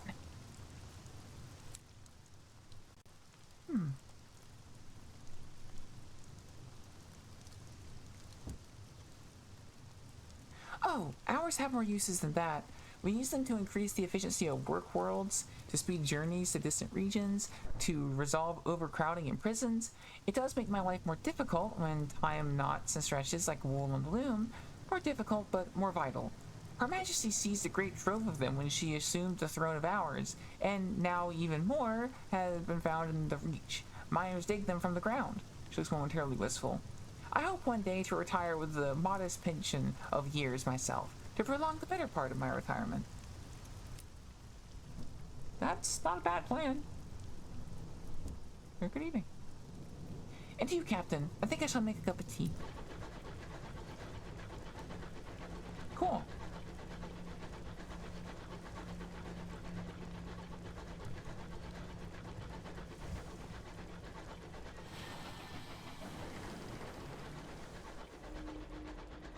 Lights in the distance, a stoker begins to sing a ballad about the chimneys of New Winchester. I will, however, report the port information to the Tacadies on my way down. And then I'll probably pass up on New Winchester this time around. And just keep heading down. Though the terror level would be nice. Wispy condensation trails. Okay, yeah, cool. So we read that.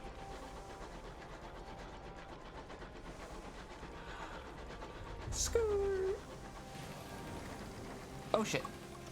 Oh, a little bit too much skirt. You're low on supplies. Once you run out, your crew will begin to starve. You can buy more at most ports. Check if ports sell supplies. Select on the chart. Got it.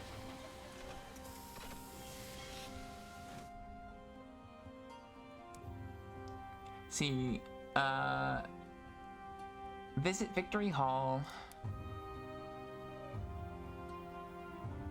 God, she looks cool. Raised in the wake of the blockade of New Winchester, this magnificence of glass and steel houses the Colonial Assembly. Here, representatives of the independent ports of the breach gather and quarrel. Her tireless exertions to the blockade have earned her both a seat on the Assembly and News of London. She likes to keep abreast of the events.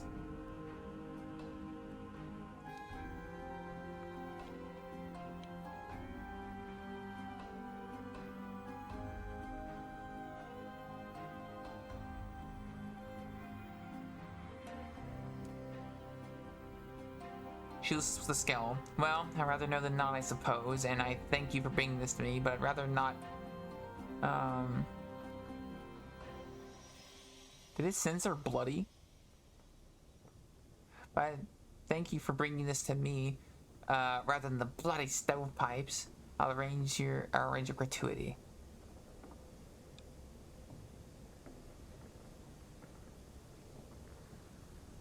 Oh, I see. So the stovepipes will start to hate me. Okay. That's interesting.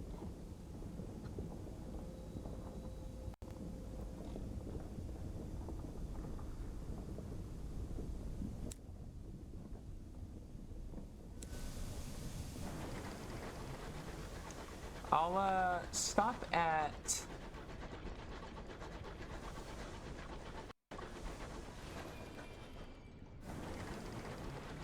that was an interesting artifact. Okay.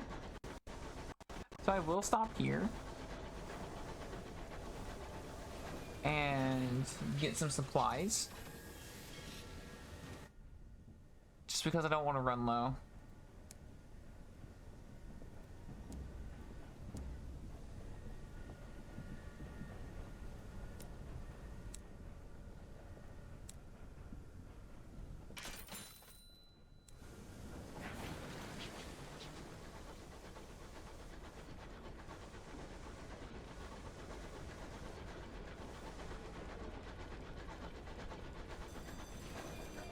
So, where we need to go is south-southwest.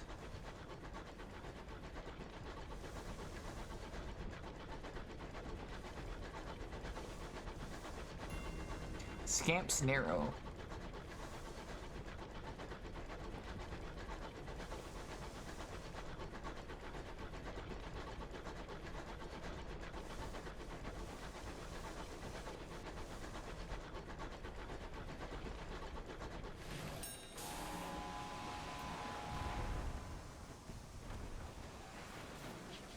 Starry-eyed captains rove the waste in search of fuel, supplies, instruments, and murder.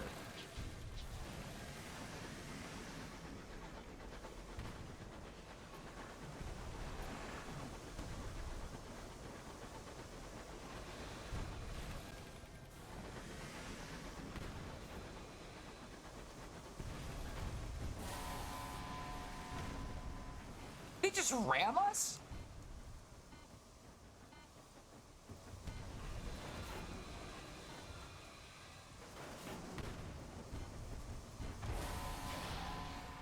Your heat bar is full. This happens when you fire many shots in a short succession. While you're overheated, you can't use lateral thrust. If you fire the weapon, you'll take damage. If you wait a few seconds, the heat will return to normal levels. Okay. The crew of this weathered engine had been driven mad by the winds and the stars and the things that haunt the sky. Perhaps one did not succumb.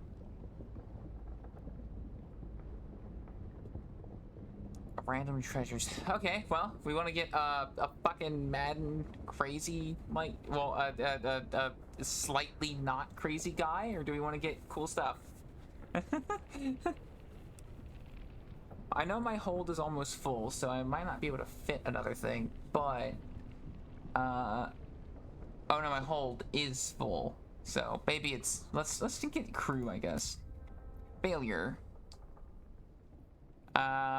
Most of the locomotive's windows are broken. As star wind whistles through them, you find only corpses in the locomotive, killed in battle or barricaded in their cabins, or in one case stuffed into a cupboard. Ah, nice. Oh yeah, it's absolutely valid. It's just a dick move.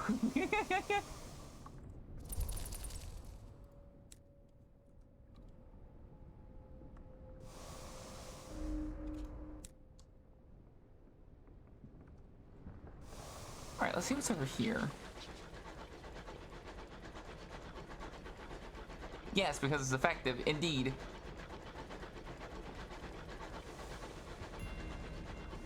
Young's found.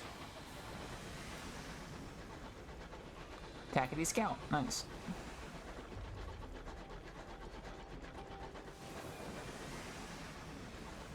Is there a place to dock around here, or?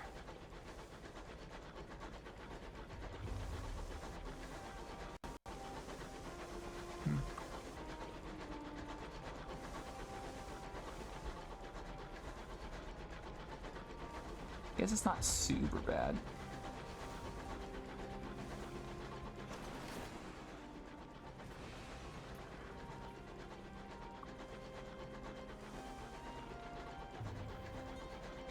That's fair, yeah.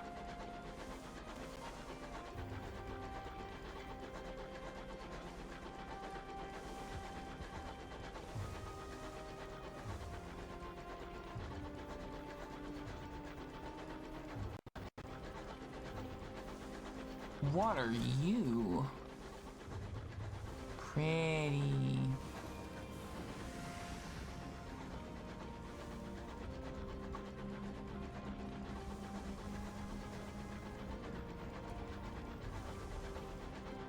Glowy wall? Okay.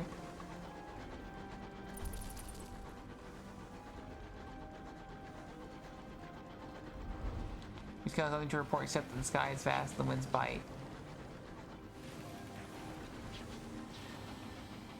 Speaking from experience with leak dangerous, especially recently I tried to fly a battle brick. That was just a hauler with literally every cargo space replaced with solid armor, and boy, that did that thing hit hard. Nice. Let's see. Oh, be right back.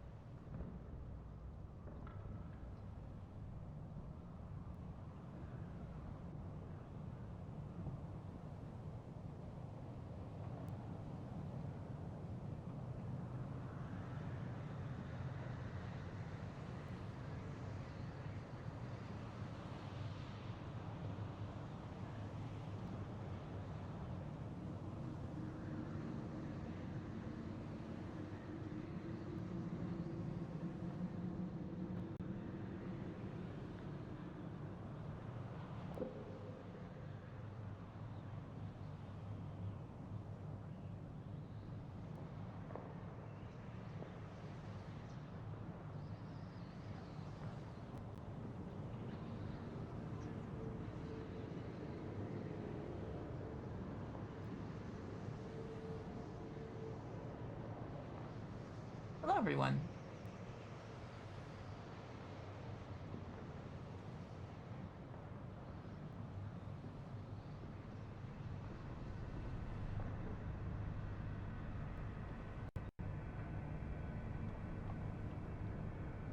Okay.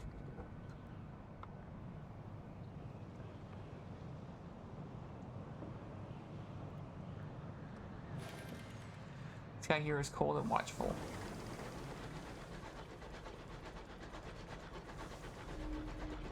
Cautious driver. Is that? No, it's slightly different from the one I crashed into. Settlers who oh my god, they just have a cannon. Settlers who live so far beyond the edge of civilization relish the hardships of solitude. They will fiercely defend their small territories, but occasionally welcome company and trade. You set down beside a pockmarked homestead with holly of roof and cracked windows. As inhabitants have struggled through a bad year and find the next one worse.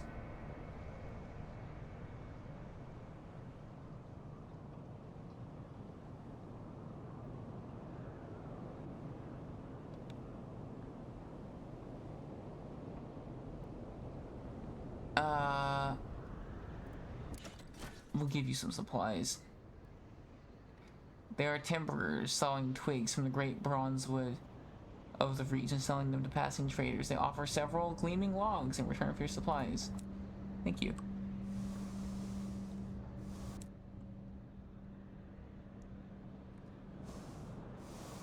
It says something grave, but something grave is something cool, and something cool we are on the way to. Let's go.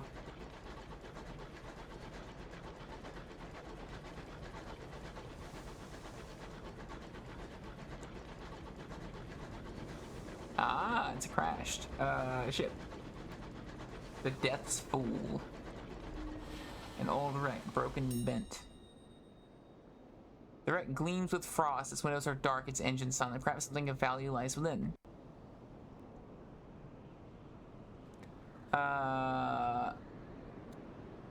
Please? No! Your driver pulls the locomotive alongside the wreck. Close enough to leap the gap. You squeeze with difficulty into the starlit bridge where frozen figures sit at stiff attention. With the dead bridge crew, mustaches bristle with ice crystals. You pick a careful path between them. Something at the far end of the room has caught your eye. A solid crate stamped and carefully sealed is heavy as a dead man's weight. See, Death's Bounty. A gunner sniffs just before the lid is wrenched open. Gunpowder, they assert, before assuming responsibility for the opening. Once the lid has been carefully prized off, the case's gleaming arsenal of ammunition, sealed powders, and callous weaponry is laid bare. This will fetch a handsome price. The heavens do not lack for murderers. Cool. Whoa! I did not mean to do that. Oh, it's found something. Okay. If we don't find a place to dock here soon, I'll haul ass back to the place we just left and buy some more supplies.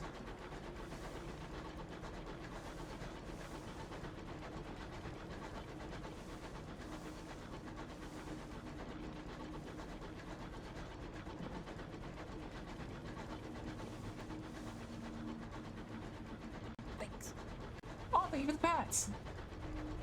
Appreciate it. As your terror rises, bad things will happen. A gloomy switch settles over your engine.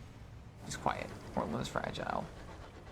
You can reduce terror by discovering new ports, returning to major ports like London or New Winchester, and through special opportunities. At ports you've been to before. Try not to let it reach 100. This is usually fatal. If you do survive, you will still suffer grave harm. Officer, you just sample at points of first anytime. Okay. Fucking damn. Alright.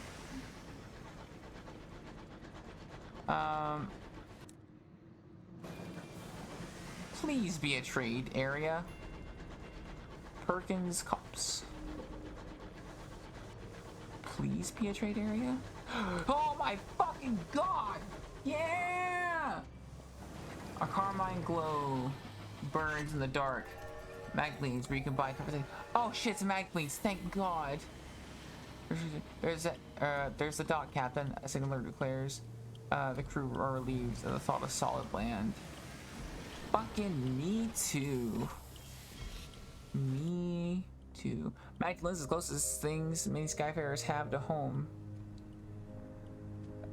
It offers services to alleviate the strain of life spent too close to the stars. Oh, okay. First off, bizarre. See. The immutable host smiles. Just what we needed.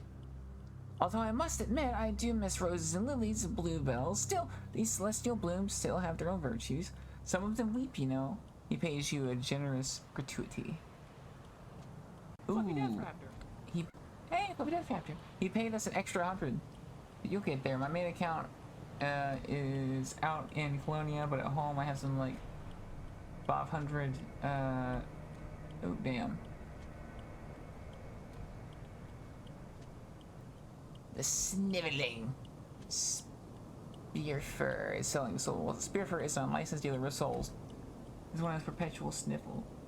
He finds a quiet corner to show you samples of grubby bottles, wispy shaped one inside. See, he sniffs. Fine as porcelain. I swear each one of them was people church going. Oh. I see. Take a facet.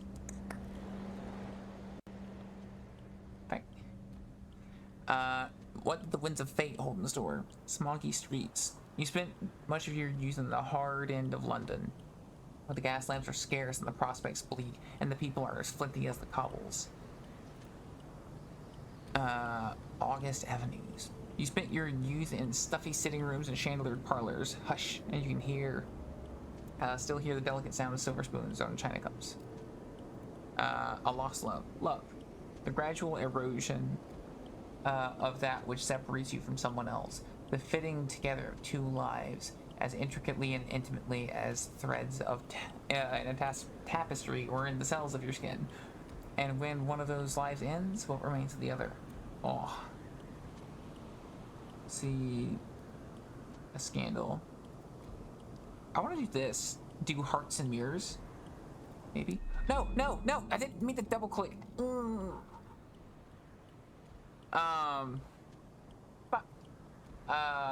Sorry, my finger twitched. Love. Let's see, like a gnawing ache, a hole in the heart. You feel always that something is missing. In the middle of other things, you will look up and around and then remember that they will never be there. Oh, that's sad. It did select the one that I wanted, though.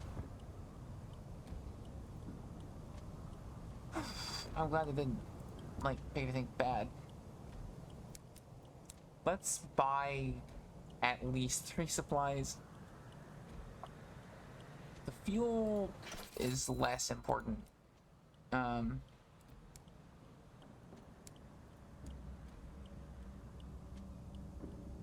Yeah.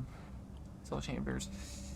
The skies are full of terrible wonders. All skyfarers see more than they should when they sail through the sunless sky. The sound of soft laughter and the occasional sob echo through the stained glass walls of the treatment chambers. An attendant sits guard before the door. I always need to ask particulars. We always alleviate your fears with the methods at your discretion. I'm hanging around an engineer because he's good for railguns and isolated anyway, with like vaguely okay bounty hunting Cobra Mark III, a Type 6 with a couple different fits and storage, including the Battle Brick Mark 6, and like 1,000,000 credits to spare. Nice.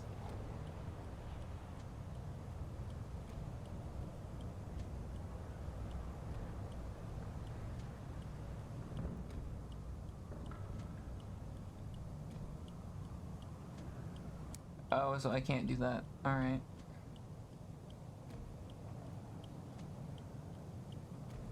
Let's see.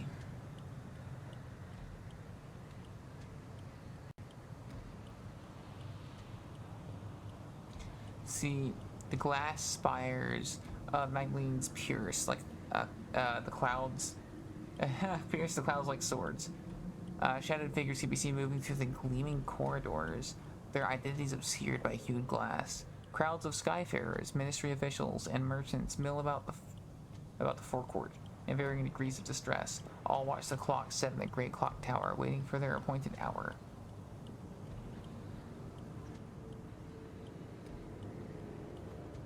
Let's see.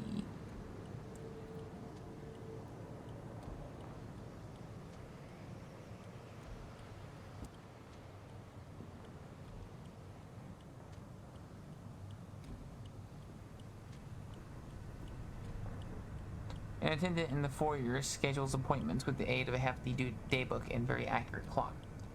They are eager to explain the procedures and the rules govern here.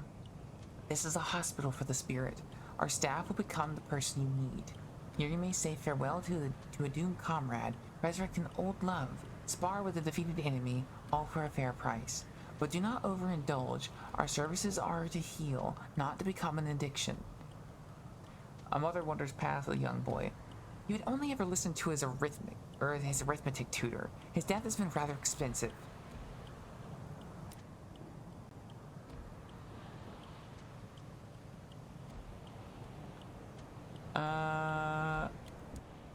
Report. Magdalene's is a buzz with activity. Barely has the clock chimed, then a clamor goes up at the front desk.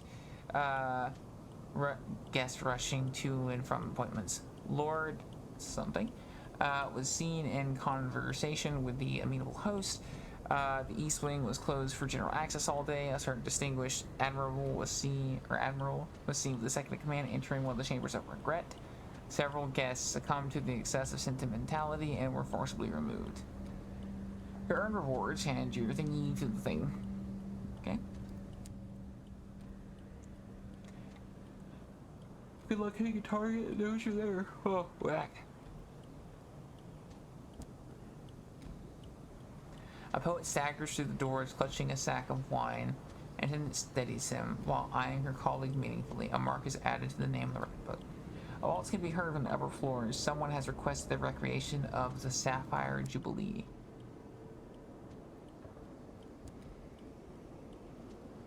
Unfortunately, the host has many calls on their time. You have yet become a known face around these parts. Perhaps once you have availed yourself of service, they will have time to speak. Well, if you would fucking let me, I would.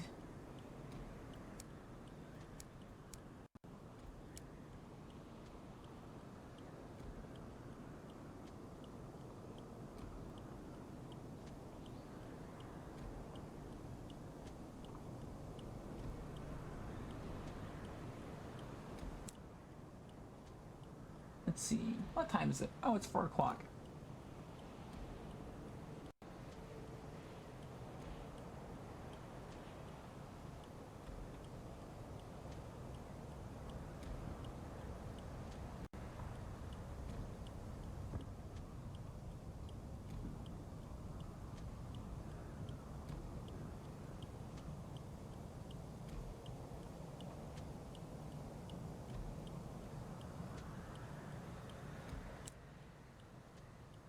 Okay. For today, let's see. Lest you have a week to charge frame shift and get out of there if you don't score the kill. The thing has like 25, or at least you have a week to charge frame shift and get out of there if you don't score the kill. The thing has like 2,500 hull and so these resist. With that many hull mods, the amounts stack up. Yeah, that's fair. I've got a in Elite Dangerous, I have a Unium Explorer ship, and that thing, when it's in combat, does pretty damn well. But when it's not in combat, I just fucking drifted into a frame thingy and just fuck off. Your Mass Shadow probably locks them out too. If you build that in a T9, there's no way they're jumping free.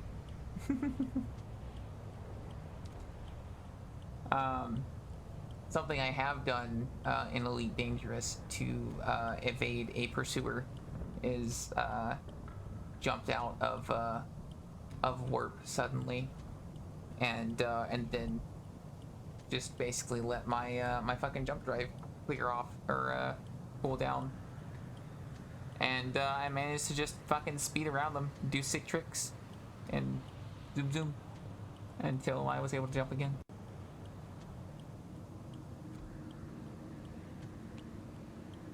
Yeah, if you have a T9 or T10, you have a better you have a better attack option than throwing your entire yourself with them. Yeah. I'm gonna go ahead and read out, by the way, just to let you guys know, because I see the conversation going on. I would like to stream later, but unfortunately, with family consistently coming in around this time, ish, I don't really know when they're gonna come in, and I would rather not be in the middle of a fight that's important, like narratively. So I'm gonna go ahead and raid out to Weirdness, and I'm going to see if I can't hang out on their side, because I feel comfortable being able to just mute and fuck off, rather than like, you know, holding the whole stream and stuff.